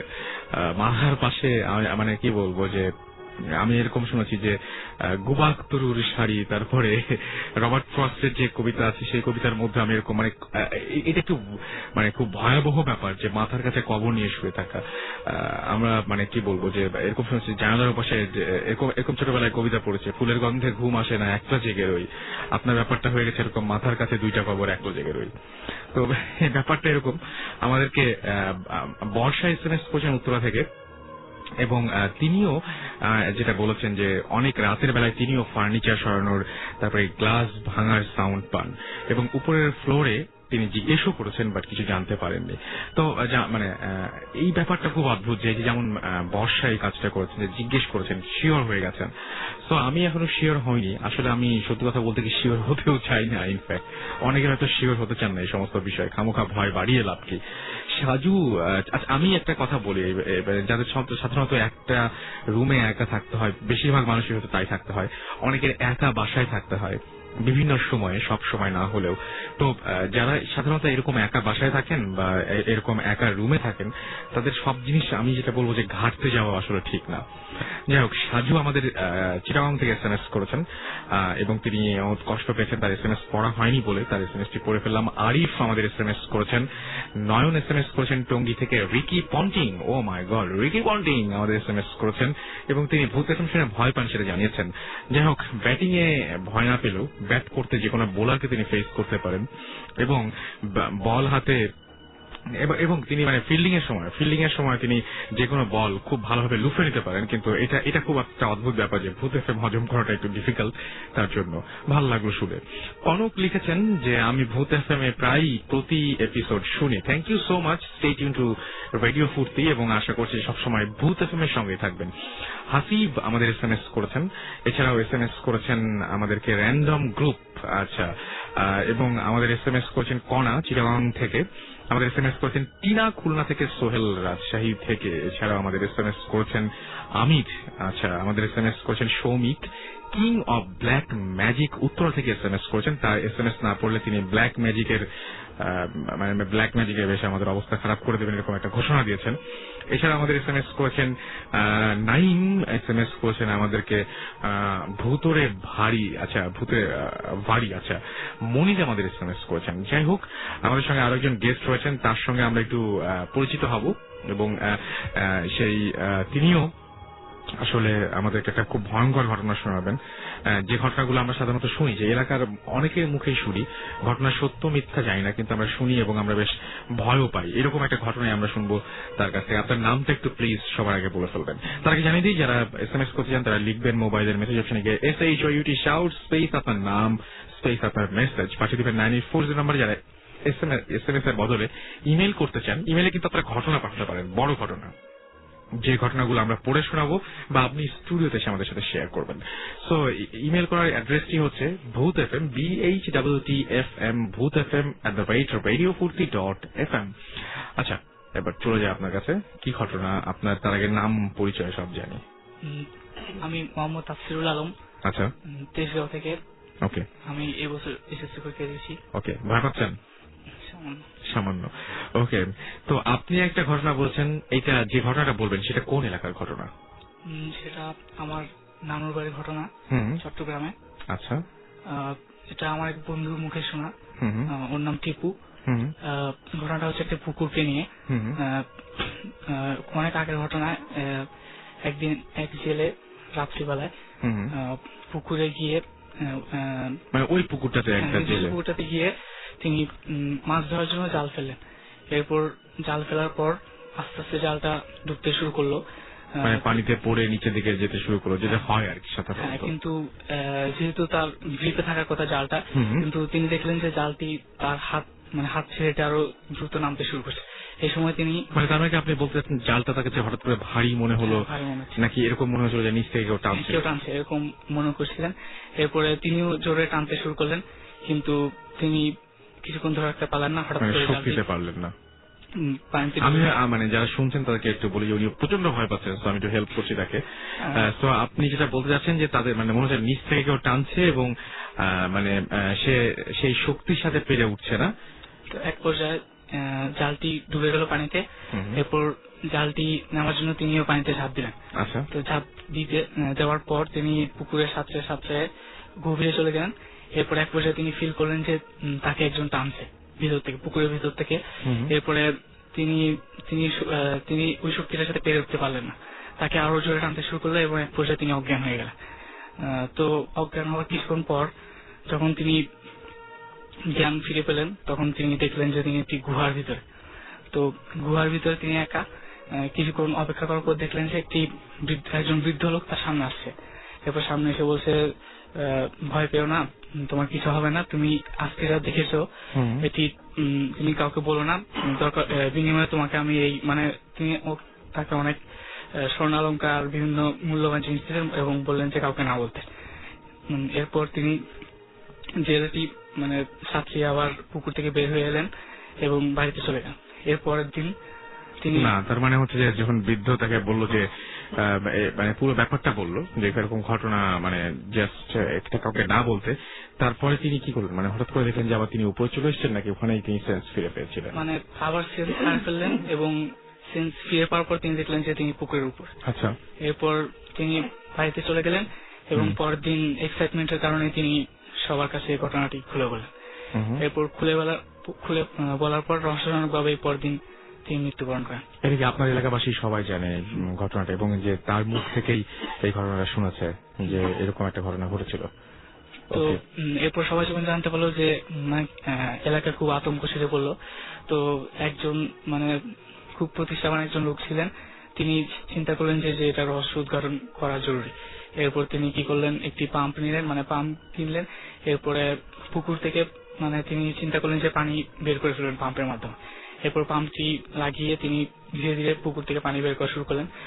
যখন প্রায় পুকুরের অর্ধেক পানি শেষ হয়ে গেল, হঠাৎ করে এই পাম্পটি ফুটে গেল, মানে বিস্ফোরিত হলো। এরপর সবার মধ্যে তো আরো বেশি আতঙ্ক বিরাজ করলো যে এটি কিভাবে সম্ভব, কারণ হয়তো পুকুরের ভিতরে কোনো এমন অলৌকিক শক্তি ছিল যা এটি মানে এই ঘটনাটি ঘটিয়েছে। তো এরপরে তিনি আবার মানে এই কাজটি করতে চেয়েছিলেন, কিন্তু এলাকাবাসী মানে প্রচন্ড আতঙ্কিত ছিল। ফলে তারা বললেন যে এরকম কিছু ঘটালে যদি ভিতরে যে শক্তিটা আছে। আচ্ছা, একটা কথা বলি, সেটা হচ্ছে যে উনি যে আপনি যে বললেন যে পানি মানে পুকুরটা শেষ পর্যন্ত তিনি পানিটা মানে বের করতে পারেননি, তো ব্যাপারটা হচ্ছে ওনার কোনো ক্ষতি হয়নি? না, ওনার কোনো ক্ষতি হয়নি। ওনার কোনো ক্ষতি হয়নি এবং উনি পরবর্তীতে আর এটা করেননি। এলাকাবাসীরা বলছিল যে আবার করলে হয়তো এলাকার প্রতি কোনো কুপ্রভাব পড়তে পারে। আচ্ছা, আপনি যে বলছেন যে প্রথম যে লোকটির কথা বললেন, যে লোকটির সাথে যে লোকটি পুকুরের নিচে গিয়েছিল এবং একটা বৃদ্ধর সাথে দেখা হয়েছিল, সেই বৃদ্ধ কাছ থেকে কি তিনি আসলে সত্যি কিছু পেয়েছিলেন? সেরকম কোনো কিছু তিনি মানে যেগুলো নিয়ে আসছিলেন পুকুরের নিচ থেকে, সেগুলো কি গ্রামবাসীকে দেখেছেন? না, শুধু মানে রাত্রে সবাইকে দেখায় না, কারণ হয়তো অনেকেই নিয়ে নেওয়ার চেষ্টা করবে। জাস্ট বাসায় গিয়ে খালি মানে হয়তো আত্মীয়দেরকে দেখিয়েছিলেন, এছাড়া আর কাউকে দেখেন না। পরবর্তীতে হয়তো তারা সপরিবারে ওই গ্রাম ছেড়ে চলে যায়, কারণ হয়তো এদের তাদের ক্ষতি হতে পারে। ওকে, থ্যাংক ইউ। আচ্ছা, আমাদের সাথে আবারও আমি প্রথম যিনি আমাদের সাথে ঘটনাগুলো শেয়ার করছিলেন তার কাছে ফিরে আসবো। আপনার নামটা আরেকবার বলবেন, যিনি আপনাদেরকে সিলেটের ঘটনা শোনাচ্ছিলেন। আমি মাহবুব।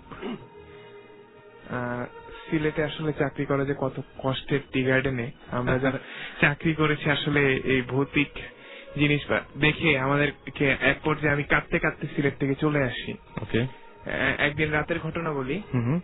আমি রাত্র প্রায় 2টা পর্যন্ত আমাদের ছিল, পরের দিন আমাদের বাইরে একটা চালান যাবে, তো রাত্র 2টা পর্যন্ত আমি ফ্যাক্টরিতে ছিলাম। তো আমি ডিউটি শেষ করে ফ্যাক্টরি থেকে হাঁটতে হাঁটতে আসতেছি। তো পথের মধ্যে আমার ফ্যাক্টরি থেকে আমার বাসার দূরত্ব প্রায় ছিল 2 মাইলের মতো। আচ্ছা, আমি হুন্ডাও নিইনি, আর আমাদের অ্যাসিস্ট্যান্ট ম্যানেজার যে নিয়ম ছিল যে হেঁটে আসতে হইতো, ডিউটি শেষ করে হেঁটে আসতে হইতো। তো আমি হেঁটে হেঁটে আসতেছি। তো কিছু দূর আসার পরে আমি শুনলাম যে আমার পিছনে কেউ একজন আসতেছে। ওকে, আমি চিন্তা করলাম যে কোন চৌকিদার মনে হয় আসতেছে ফ্যাক্টরি থেকে আমার হেল্প করার জন্য। তা আমি তাকালাম, দেখলাম কিছু নাই। আবার আমি হাঁটা শুরু করলাম। ওকে, কতক্ষণ পরে দেখলাম যে লাঠির যে একটা থপ থপ আওয়াজ, ওইটা পাচ্ছি। তা আমি চিন্তা করলাম যে কি হইতে পারে। তা আমি পিছন দিকে তাকানোর পরে আমি যা দেখলাম, আমি বলতে পারবো না, যে একটা বিশাল একটা মানে কি বলবো, যে হাতির থেকে উঁচু যে কিছু একটা আমার পিছনে পুরো ছায়াটা আমি দেখতে পাচ্ছি। জিনিসটা আমি দেখতে পাচ্ছি না, জাস্ট ওটা ছায়াটা দেখতে পাচ্ছি, ছায়াটা পড়ে আছে। ওকে, আমি জাস্ট দ্রুত হাঁটা শুরু করলাম ওই জায়গায়। আমার কাছে মনে হলো যে সেটা দৌড়াচ্ছে। আমি আর কিছু বলতে পারিনি। এরপরে দিন ভোরবেলা আমার খোঁজ পরে সবাই, যে ম্যানেজার আসে নাই কেন, খোঁজ পরে আমাকে নাকি পাওয়া গেছে অনেক দূরে একটা পাশে, নালার পাশে। ওকে, এবং আমার হাতে নাকি পুরাটা ছিঁড়া ছিল, এবং আমার বুকে একটা দাগ আছে এখনো। ওই দাগটা এখন আমি ফিল করি যে একটা কাটা দাগ। আমার ফ্রেন্ড সার্কেলে সবাইকে আমি ঘটনাটা বলছি যে কাটা দাগটা ওই পর থেকে আমার বুকে এখনো সেই কাটা দাগটা আছে। ওকে, তো এরকম মানে ঘটনা অহরহই আমি শুনছি যে এরকম চা বাগানে ঘটে, এবং চা বাগানে অনেক ভয়ঙ্কর ভয়ঙ্কর এক্সপেরিয়েন্সের সম্মুখীন হয়। তো এমনিতে আপনি কোনোদিন জিজ্ঞেস করেননি নিজের আগ্রহ থেকে যারা ওখানে পাহাড়ায় থাকেন তারা কিছু দেখেছে কিনা কখনো? আমি ওই ছোটবেলা থেকে এগুলা মানে বিশ্বাস করতাম না। আমার কাছে মনে হতো যে যা ভূত, কি ভূত বলে কিছু নাই। তো যখন আমি চিন্তা করলাম যে সত্যিকারের কিছু একটা আছে, আমার পাশে কি একজন থাকে, এগুলা যখন টি গার্ডেনে যাওয়ার পরে দেখলাম, আমার কাছে মনে হচ্ছিল যে আমার এগুলা মিথ্যা। যে আর টি গার্ডেনে যারা আছে তাদেরকে আমি জিজ্ঞাসা করতাম যে কি এগুলা, তো বাবু এগুলা জানেন না। এবং আমি যতটুকু শুনেছি এগুলো নিয়ে যারা টি গার্ডেনে যান তারা কিন্তু প্রচন্ড ভাবে ক্রেজি হন, এবং ওই জায়গায় কেউ থাকতে পারেন না, হয় মারা যান নয় ফিরে চলে আসেন। ও তাই এরকম অবস্থা? এরকম অবস্থা, তার ভিতরে একটা ফিলিং হয়ে যায় যে আমি এখানে থাকতে পারবো না। আমারও তাই হয়েছে, আমি কিন্তু মানে চিন্তা করতাম যে কেন হচ্ছে। আচ্ছা, ওকে। তারপরে আরো একটা ঘটনা হচ্ছে যে একদিন রাত্রেবেলা প্রায় 3:30টার দিকে আমাকে ফ্যাক্টরি থেকে কল করে, আমি আমার বাংলো থেকে বেরোয় ফ্যাক্টরির দিকে দৌড়ে যাচ্ছি। দৌড়ে যেতে যেতে যেতে আমি সামনে দেখলাম যে কেউ কেউ বললো দাঁড়া। আচ্ছা, আমি কোনো মানুষ দেখলাম না, কিন্তু আপনি শব্দ আমি শুনলাম যে দাঁড়ান। তা আমি চিন্তা করলাম যে আমার কে দাঁড়াইতে বলবে, কে? আমি ধরে চিৎকার করলাম, কে? বলছে তোরা দাঁড়াইতে বলছি, তুই দাঁড়া। আচ্ছা, তা আমি চুপচাপ দাঁড়ায় রইলাম। তখন আমার কাছে মনে হলো আমার সামনে কেউ একজন দাঁড়ানো। আমি কিন্তু কিচ্ছু দেখতে পাচ্ছি না, সামনে পুরো গুড়গুড়া অন্ধকার। ওকে। পুরা সেদিন মনে হয় অমাবস্যা ছিল। আমি শুনলাম যে দাঁড়া। আমি বললাম যে আমি দাঁড়াইছি, আপনি বলেন। আমি বললাম যে আপনি বলেন। তুই আমার ফ্যাক্টরি যাবি না। আমি শুধু ফ্যাক্টরিতে একটা ঘটনা ঘটছে, যেই ঘটনাই ঘটছে তুই যাবি না। আমি গেলে তোর বিপদ হবে, তুই ব্যথা পাবি।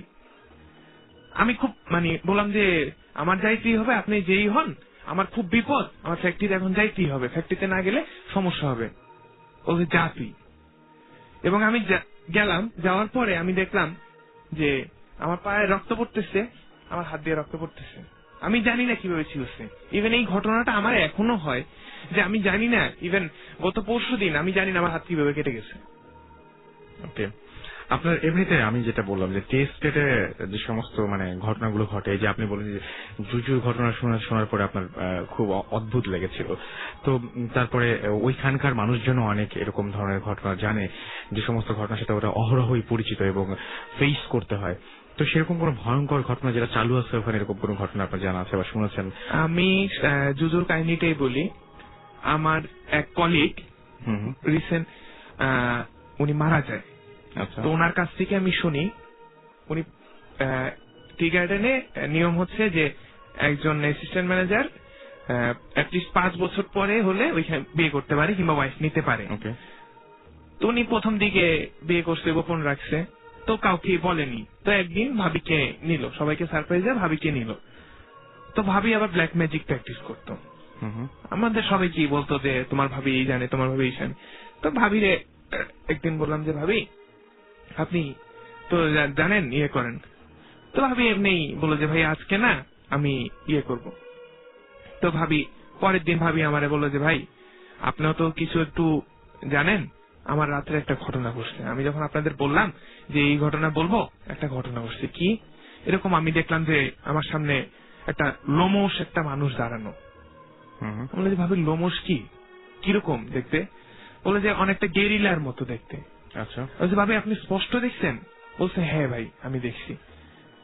আমি জিজ্ঞাসা করলাম যে ভাই আপনার কি করছে আপনাকে? বলছে ভাই কিচ্ছু করে নাই, আমি চোখটা খুলে দেখলাম আমার বিছানার পাশে দাঁড়ানো। আচ্ছা, ওকে। আমরা একটা ঘটনায় যাই এবং এই ঘটনাটা খুব অদ্ভুত ব্যাপার। সেই ঘটনাটা হচ্ছে যে লিখেছেন যে আমি এখন অস্ট্রেলিয়া থাকি, অস্ট্রেলিয়া মেলবোর্নে, এবং সেখান থেকেই তিনি আমাদেরকে এই ঘটনাটি শেয়ার করেছেন এবং তিনি বলেছেন যে তিনি এখনো পড়াশোনা করছেন। এখানে আসার পর থেকে ভূত এফএম খুব মিস করি। তার মানে রিসেন্টলি তিনি গিয়েছেন এবং তিনি বলছেন যে আমার খুব যাওয়ার ইচ্ছা ছিল, বাট আমি টাইম মিলাতে পারিনি। মানে লাইভ আমাদের সাথে শেয়ার করতে চেয়েছিলেন কোনো একটা ঘটনা। এই ঘটনাটা আমার এক দাদুর, তার কাছেই শোনা। হোপফুলি আপনাদের ভালো লাগবে এবং আমি ঘটনাটা তার মুখে শুনি 2004-এ।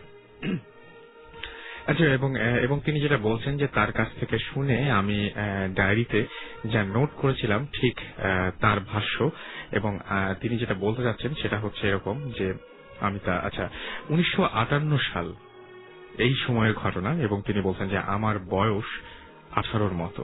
মানে এটা উনি বলছেন না, যার ঘটনা তিনি বলছেন। আমি ছোটবেলা থেকেই খুব ফুর্তিবাজ মানুষ ছিলাম। তোমরা টিনেজাররা এখন যেমন করো, আমি সেই সময় তেমনই ছিলাম। বাড়ির ছোট ছেলে হওয়ায় কোনোদিন কেউ কিছু বাধা দিত না, এবং গান বাজনা আর যাত্রায় যাওয়া এটা তার হচ্ছে একটা নেশা ছিল। একদিন শীতকালে খবর পেলাম যে দেওয়ানগঞ্জে যাত্রা দল আসছে। শুনে আমি তো খুশি। তখনই গ্রামে গঞ্জে ঘোড়ার গাড়ি আর ঘোড়ার প্রচলন আছে। আমাদের বাড়িতে 3টা ঘোড়া ছিল। আমার ঘোড়ার নাম ছিল মানিক। আমি মানিককে নিয়ে সকাল সকাল ছুটি দেওয়ানগঞ্জের পথে। পৌঁছাতে পৌঁছাতে প্রায় বিকাল হয়ে যায়। যাত্রা শুরু হয়, যাত্রা শেষ হয় অনেক রাতে। আমি মানিককে দড়ি খুলে ওকে নিয়ে আবার বাক্সিগঞ্জের পথে রওনা হই। এখন যে জায়গায় পলাকান্দি ব্রিজ, ওই জায়গায় তখন পুরাই খালি, বিরান এলাকা আর বিশাল বড় নদী। কিন্তু ওটা ছাড়া আর কোনো শর্টকাট নাই। আমি নদীর পাড়ে এসে দেখি একটা নৌকা আছে। তখনও নৌকায় ঘোড়া নিয়ে উঠি। আমি ছাড়া নৌকায় আর একজন আছে, আরেকজন আছে শুধু, আর আছে মাঝি। আচ্ছা, মাঝি আর ওই লোকটা ঘোড়া দেখেই বোঝে যে আমি কোনো বড় ফ্যামিলির ছেলে হব, তাই বলে, ভাইজান কই যাবেন? আমি সব খুলে বলি। এটা শুনে তারা বলে, এত রাতে ওই রাস্তায় যেন না, বিপদ হবে। আমি বলি, কোনো বিপদ হবে আমি বলি, কোনো ডাকাতের সাধ্য নাই আমার নাম শোনার পর আমাকে ঠেকায়। তখন ওরা বলে, ভাই ডাকাত তো মানুষ, আমরা যে বিপদের কথা বলছি ওটা ঠিক মানুষ না। শুনে আমি হাসি, বলি, ভূত প্রেত আমি বিশ্বাস করি না। ওরা তারপরও হাল ছাড়ে না, বলে, ভাই আমাদের দুইজনের বাড়ি কাছে, আমাদের সাথে চলেন, রাতটা থাকবেন আর সকালে রওনা দেবেন। কিন্তু আমি বলি, না, আমাকে যেতে হবে। ঘড়ি ছিল না, কিন্তু তখন আনুমানিক রাত 1টা বাজে। আমাকে তারা বলে যে, তো ভাইজান যখন একটা কথা বলি, সেটা হচ্ছে শর্মারা যাওয়ার পর ডান দিকের রাস্তা দিয়ে যায়েন, বাম দিকের রাস্তাটা না। ওই জঙ্গলের মধ্যে দিয়ে যাওয়াটা উচিত হবে না, জন্তু জানোয়ার তো থাকতেই পারে। আমি বলি, আচ্ছা ঠিক আছে। কথাটা আমার মনে ধরে। আমি তাই চিন্তা করে নৌকা থেকে নেমে আবার রওনা দেই। প্রায় 1.5 ঘন্টা পর আমি শর্মারা এসে পৌঁছাই। পুরা নিঃশব্দ একটা এলাকা, কোথাও কোনো বাড়ি, কোথাও কোনো বাটি পর্যন্ত নাই। আমার ঠিক মনে ছিল ওই মাঝির কথা, কিন্তু ঘোড়াটাকে খুব ক্লান্ত মনে হয়। বুঝতে পারছিলাম ওর পানি দরকার, আর টানা এতদূর এসে আমিও হয়রান। আমি সামনে দেখি ওই বাম দিকের রাস্তায় বেশ কিছু দূরে একটা বাড়ি দেখা যাচ্ছে। ওই বাড়ির সামনে আগুন জ্বলছে। আমি ভাবি যে রাতে আগুন তাপাচ্ছে। আমি ওই দিকে ঘোড়া ছুটাই। বাড়ির সামনে এসে দাঁড়িয়েছি। ঘোড়া আর নড়ে না, সামনেও যায় না, পেছনেও না। আমি ভাবলাম মহা মুশকিল, এখন কি করি? তখন দেখলাম এক নীল শাড়ি পরে ঘোমটা দেয়া মহিলা আঙিনাতে রান্না করছে। তার কাছে আগুনও জ্বলছে খড়কুটোয়, বেশ বড় সড়ো আগুন। আমি ঘোড়া থেকে নেমে তার কাছে যাই। পিছন থেকেই বলি, খালাগো আমাকে একটু পানি দিতে পারেন আমার ঘোড়ার জন্য। আমি পিছনে ফিরে দেখি মানিক রাস্তার মধ্যে আবার দাঁড়িয়ে আছে। আমি আবার ওই মহিলার দিকে তাকাই, বলি, কি গো খালা, কিছু কর না কেন? ওখান থেকে সে আমার দিকে ফিরে তাকায়, আর আমি দেখি তার মুখের জায়গাটায় কিছু নাই, পুরা অন্ধকার। তার মানে বুঝতেই পারছেন, আমি এটুকু জায়গায় একটু সমাধান করি যে উনি যখন ঘোড়া নিয়ে একটা জায়গায় আসলেন এবং দেখলেন একটা বাড়িতে একটা মহিলা রান্না করছে এবং তার কাছে গিয়ে তিনি ঘোড়ার জন্য পানি চেয়েছিলেন, এবং যখন মহিলার দিকে ভালোভাবে তাকালেন তখন দেখলেন যে মহিলার শাড়িটারই সবকিছুই আছে, শুধু মুখের জায়গাটা অন্ধকার, সেখানে কোনো মুখ নেই। ঘোমটার ভেতর শুধুই অন্ধকার, খালি জিহ্বা বের হয়ে মানে জিহ্বাটা দেখা যাচ্ছিল। এবং এবং তিনি বলছেন যে কোথায় যেন একটা চিৎকার শুনে, হয়তো নিজেরও হতে পারে, কারণ তখন দিক জ্ঞান হারিয়েছি। মানে ওই সময় একটা চিৎকার শুনে, হয়তো তিনি নিজেও ভয়ে চিৎকার দিতে পারেন, সেটা তিনি সন্দেহ করেছেন। আমি দৌড়ে মানিকের কাছে আসি। এতক্ষণে বুঝি মানিক অমন করছে কেন। তখন দেখি যে 3 জন লোক আসছে, পাঞ্জাবি পরা, দেখে মৌলানা গোছের মানুষ মনে হয়। 3 জন এসে আমাকে বলে, আরে সরকার সাহেবের ছেলে না আপনি, এখানে এত রাত্রে কি? আমি বলি, ভাই এই ব্যাপার। একজন বলে, এই রাস্তায় আবার বাড়ি কই পাইলেন? আর রাস্তা তো পুরাই মানে এবড়ো খেবড়ো মাটির রাস্তা, কেমনে গেলেন ওইদিকে? আমি তাকিয়ে দেখি আসলেই তাই, রাস্তাটা চলাচলের উপযোগী নয়, কেমন জঙ্গল একটা ব্যাপার। কিন্তু আমার মনে আছে আমি ভালোই রাস্তায় দেখেছি। এরপর আমাকে তারা বলে যে সামনে আমাদের বাড়ি আছে, কিন্তু আমাদের বাড়িতে তো থাকতে পারবেন না, অনেক বড় ফ্যামিলি, আমাদের নিজেদেরই ঠিক মতন জায়গা হয় না, কিন্তু আমরা আপনাকে নিরাপদ একটা জায়গায় রাখবো, ভুলেও সেখান থেকে বের হবেন না, আমরা সব বুঝে শুনে আবার আপনাকে নিয়ে যাব। এটা বলে তারা কিছু দূর হেঁটে চলে আমাকে নিয়ে। মানিকও দেখি পুরাই শান্ত, কিছু করছে না। তখনই সামনে দেখি ঘাটের ভেতর কিছু, আসলে ব্যাপারটা হচ্ছে, আমি একটু সরি বলি যে আমার SMS মানে মেলগুলো পড়তে সমস্যা হয়, যে সাধারণত বাংলাটা ইংরেজি লেটারে লেখা হয় এবং মানে কিছু কিছু শব্দের মানে বানান বা স্পেলিং এমন ভাবে লেখা হয় যে বুঝতে একটু সমস্যা হয়ে যায়। যাই হোক, আমি রিয়েলি সরি ফর দ্যাট। ঘাটের ভেতরে, যাই হোক, তিনি ঘাট দেখতে পান এবং ঘাটের ভেতরে কিছু গাছপালা, কিন্তু ঠিক বুঝতে পারি না। আমি ভাবছি বাগান হবে। আমাকে আর মানিককে নিয়ে ওরা ওই ঘাট দিয়ে ঢুকিয়ে গাছের নিচে বসতে বলে। আমি গাছের নিচে বসি আর মানিক পাশেই দাঁড়ানো। ওরা বলে আমরা কিছুক্ষণ পরেই আসছি, কোথাও যাবেন না, এটা বলে চলে যায়। আমি গাছে হেলান দিয়ে থাকতে থাকতে আরামে ঘুম চলে আসে। ফজরের আজানে আমার ঘুম ভাঙে। আমি উঠে দেখি আকাশ ফর্সা হয়ে গেছে, মানিকও আছে। তখনও গাছের নিচে বসা আমি গত রাতের ঘটনা চিন্তা করছি।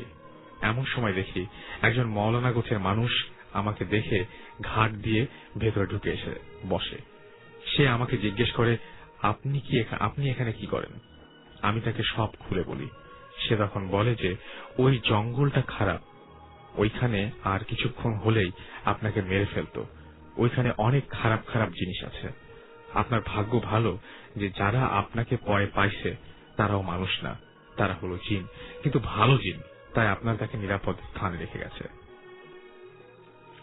উঠে একবার চারপাশে তাকিয়ে দেখেন, আমি দেখি যে তিনি বলেন যে আর তারা আপনাকে কোথায় রেখে গেছে জানেন?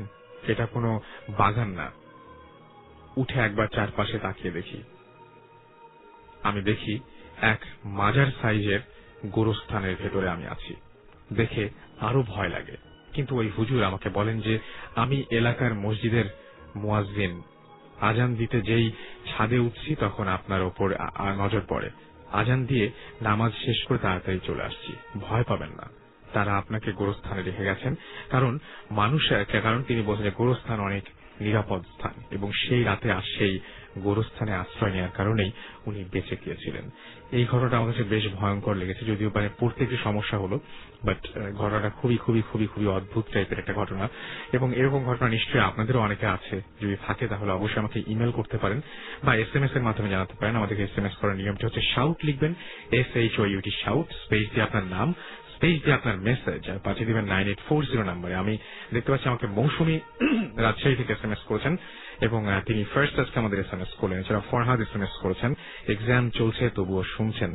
আমাকে জেমিমা SMS করেছেন চট্টগ্রাম থেকে, তিনি আমাকে জিজ্ঞেস করেছেন যে আমার প্রবলেম কি, আমি কেন SMS পড়ি না। কুমু আমাকে SMS করেছেন এবং আজকে প্রথমবারের মতো তিনি ভূত FM শুনছেন। আর মাহফুজ আমাদের SMS করেছেন রাজশাহী থেকে, এবং শামীম আমাদের SMS করেছেন শেওড়াপাড়া থেকে, লাইট অফ করে তিনি ভূত FM শুনছেন। বাহ, চমৎকার। রকি চাঁপাইনবাবগঞ্জ থেকে আমাকে SMS করেছেন। এছাড়াও রাহুল রাজশাহী থেকে SMS করেছেন, আবির আমাকে SMS করেছেন, রাজ আমাকে SMS করেছেন, অর্পিতা SMS করেছেন সোনালী, ফারিন বাবু, ওয়াসিম SMS করেছেন আমাকে, এছাড়াও আরো অনেকে, শৌখিন SMS করেছেন, শৌখিন, এছাড়াও আরো অনেকে। সো স্টে টিউন, এবং আপনারা যারা SMS পাঠাচ্ছেন তাদেরকে SMS পাঠানোর নিয়মটি বলি, SHOUT শাউট লিখবেন মোবাইলের মেসেজ অপশনে গিয়ে, তারপরে স্পেস দিয়ে আপনার নাম লিখবেন, তারপরে স্পেস দিয়ে আপনার মেসেজটা লিখবেন, পাঠিয়ে দেবেন 9840 নম্বরে। এছাড়াও লাভ বার্ড 14টা SMS করেছেন আমাকে এবং SMS করে বলেছেন যে তিনি এবং তার ওয়াইফ দুজন মিলে আমাদেরকে শুনছেন। এনিওয়েজ, আমাদের যে দ্বিতীয় গেস্ট ছিলেন তার একটা ছোট্ট ঘটনা আছে, সেই ঘটনাটা আমরা শুনবো। ঘটনাটা একটু উইয়ার্ড, একটু আপনার নামটা বলে আবার শুরু করবেন। আমি রাফি। তো এই ঘটনাটা আমার এক কাজিনের মুখে শোনা। ওকে। আমি এই গত শীতের আগের শীতে আমার গ্রামের বাড়িতে বেড়াতে যাই। তো আমাদের বাড়িতে মোট ঘর 9টা। তো 8টা ঘর মূল আর একটা ঘর এক্সট্রা, ওটাকে বাংলা ঘর বলা হয়। তো সেই ঘরে ওই রাতে আমি আর আমার ওই কাজিন শুই, এবং তখন বলে যে কাজিন আমার বলে যে এই ঘরে একটা ঘটনা আছে, তো শুনবে কিনা? আমি বললাম হ্যাঁ বলো, শুনি। তো তখন তিনি ঘটনাটা বললেন যে ঘটনাটা 96 এর। ওকে। তো তখন আমার দাদার মৃত্যুবার্ষিকী, দাদার 40 উপলক্ষে বাড়িতে চাচা চাচি কাজিনরা সবাই একত্র হয়েছিলেন।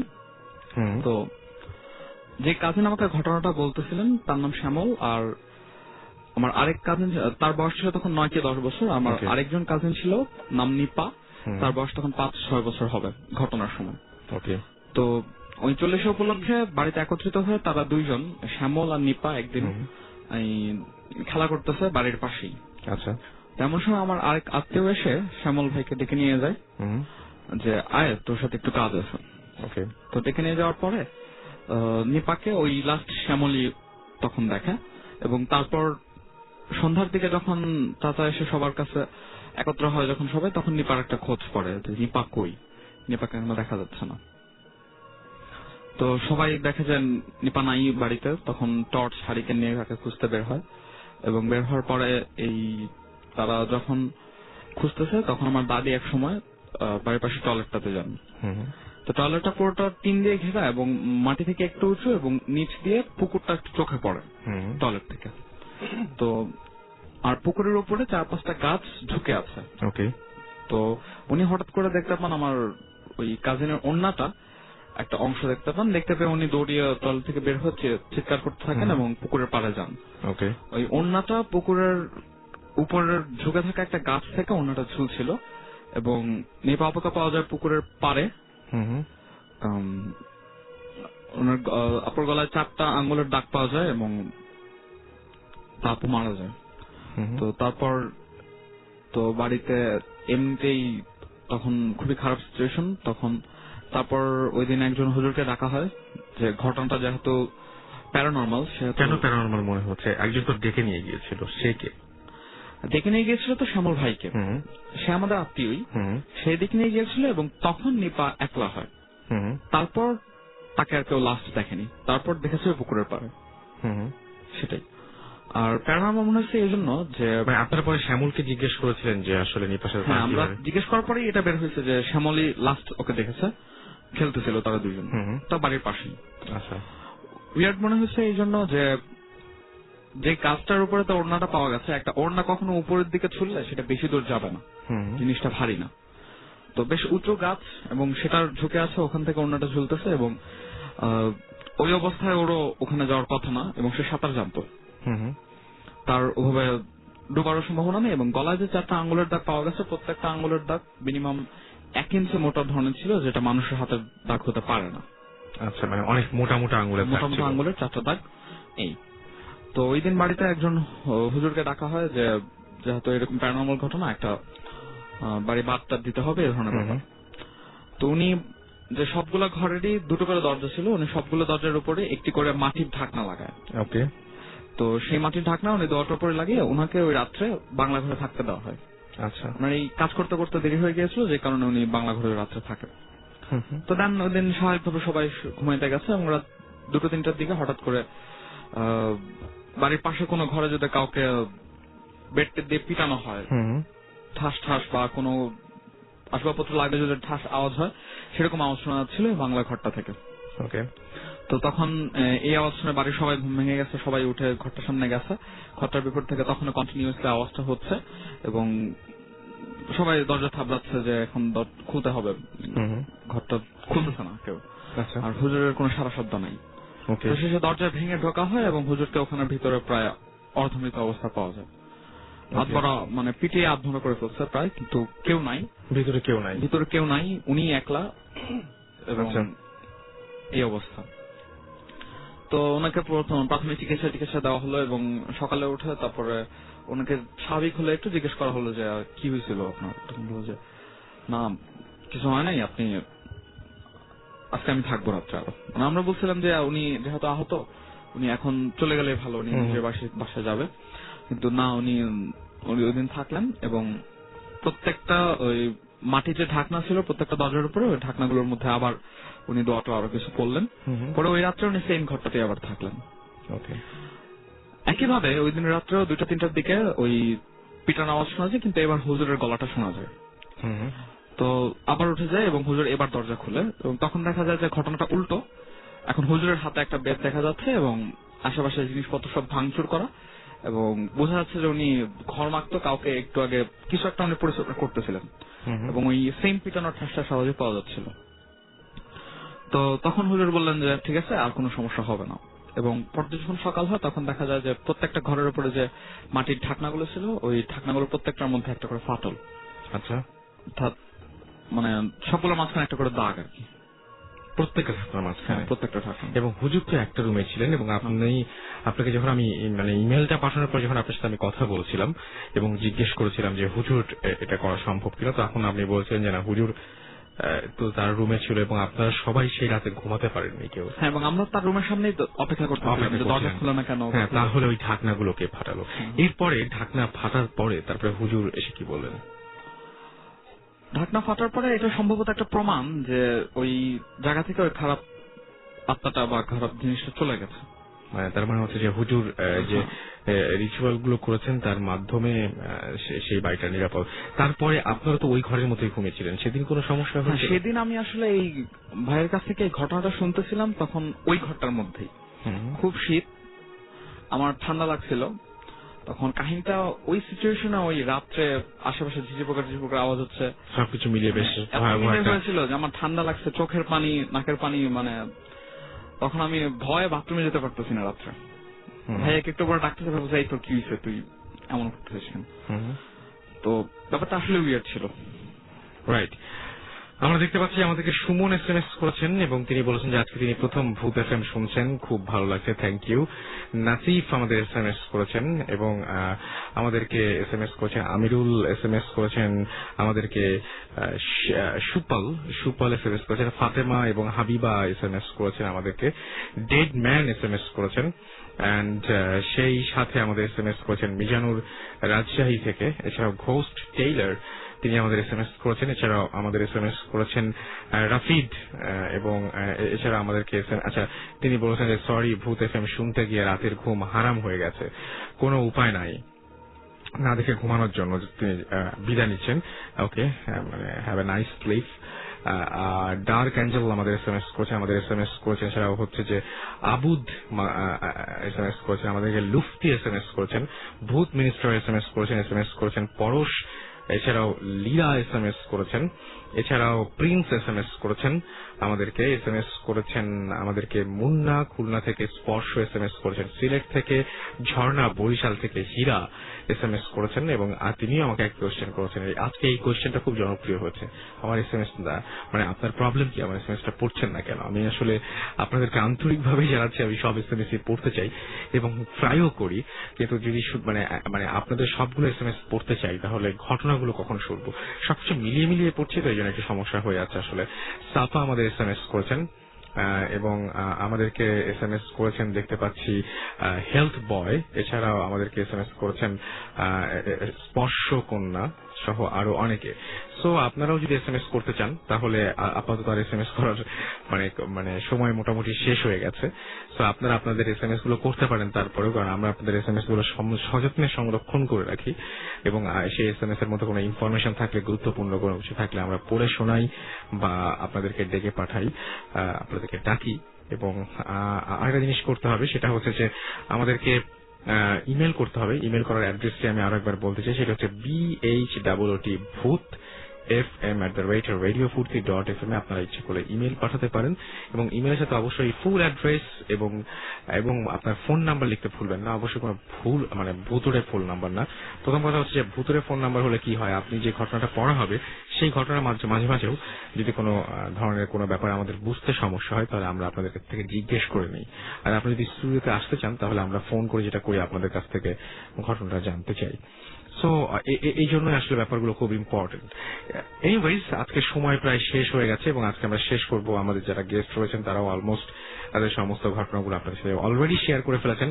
কথা হবে আবারও আগামী শুক্রবার এবং নতুন একটা বছরে এই 1418 সাল তখন পড়ে যাবে, 1417 সাল আর থাকবে না, বিদায় 1417, এবং প্রত্যেকটা বছরেই আমাদের অনেক প্রাপ্তি থাকে এবং প্রত্যেকটা বছরে আমাদের অনেক ব্যর্থ থাকে। আমাদের এই বছরে যে ব্যর্থতা, সেই ব্যর্থতাগুলো আগামী বছরে প্রাপ্তি হয়ে আসুক, আগামী বছরটা অনেক অনেক সুন্দর যাক। এবং এই বছরে আমরা এই বছরটা আমাদের জন্য অনেক অনেক বেশি ইম্পর্টেন্ট, কারণ এই বছরেই শুরু হয়েছিল ভূত এফএম, এবং আমরা একটা নতুন বছরের দিকে যাচ্ছি এবং আমাদের মাথাতে অনেক প্ল্যান রয়েছে আপনাদেরকে কিভাবে আরো বেশি আনন্দ দেওয়া যায় সে বিষয় নিয়ে। এবং আপনারাও ইচ্ছা করলে আমাদের সাথে আপনাদের মতামত শেয়ার করতে পারেন। আমাদের ইমেল অ্যাড্রেস আর SMS পাঠানোর নিয়ম তো আপনাদের জানাই আছে। আর সেই সাথে অপেক্ষা করুন আগামী সপ্তাহে ভূত এফএম এর জন্য, আমরাও অপেক্ষা করব আপনাদের জন্য। আর সেই পর্যন্ত সবাই ভালো থাকুন, সুস্থ থাকুন, অনেক অনেক অনেক সুন্দর করে একটা নববর্ষ পালন করুন এবং নববর্ষের কেনাকাটা খুব দ্রুতই সেরে ফেলুন, কারণ নববর্ষ আসতে আর বেশি দেরি নেই। আর সেই সাথে বেশি বেশি করে রেডিও ফুর্তি শুনুন।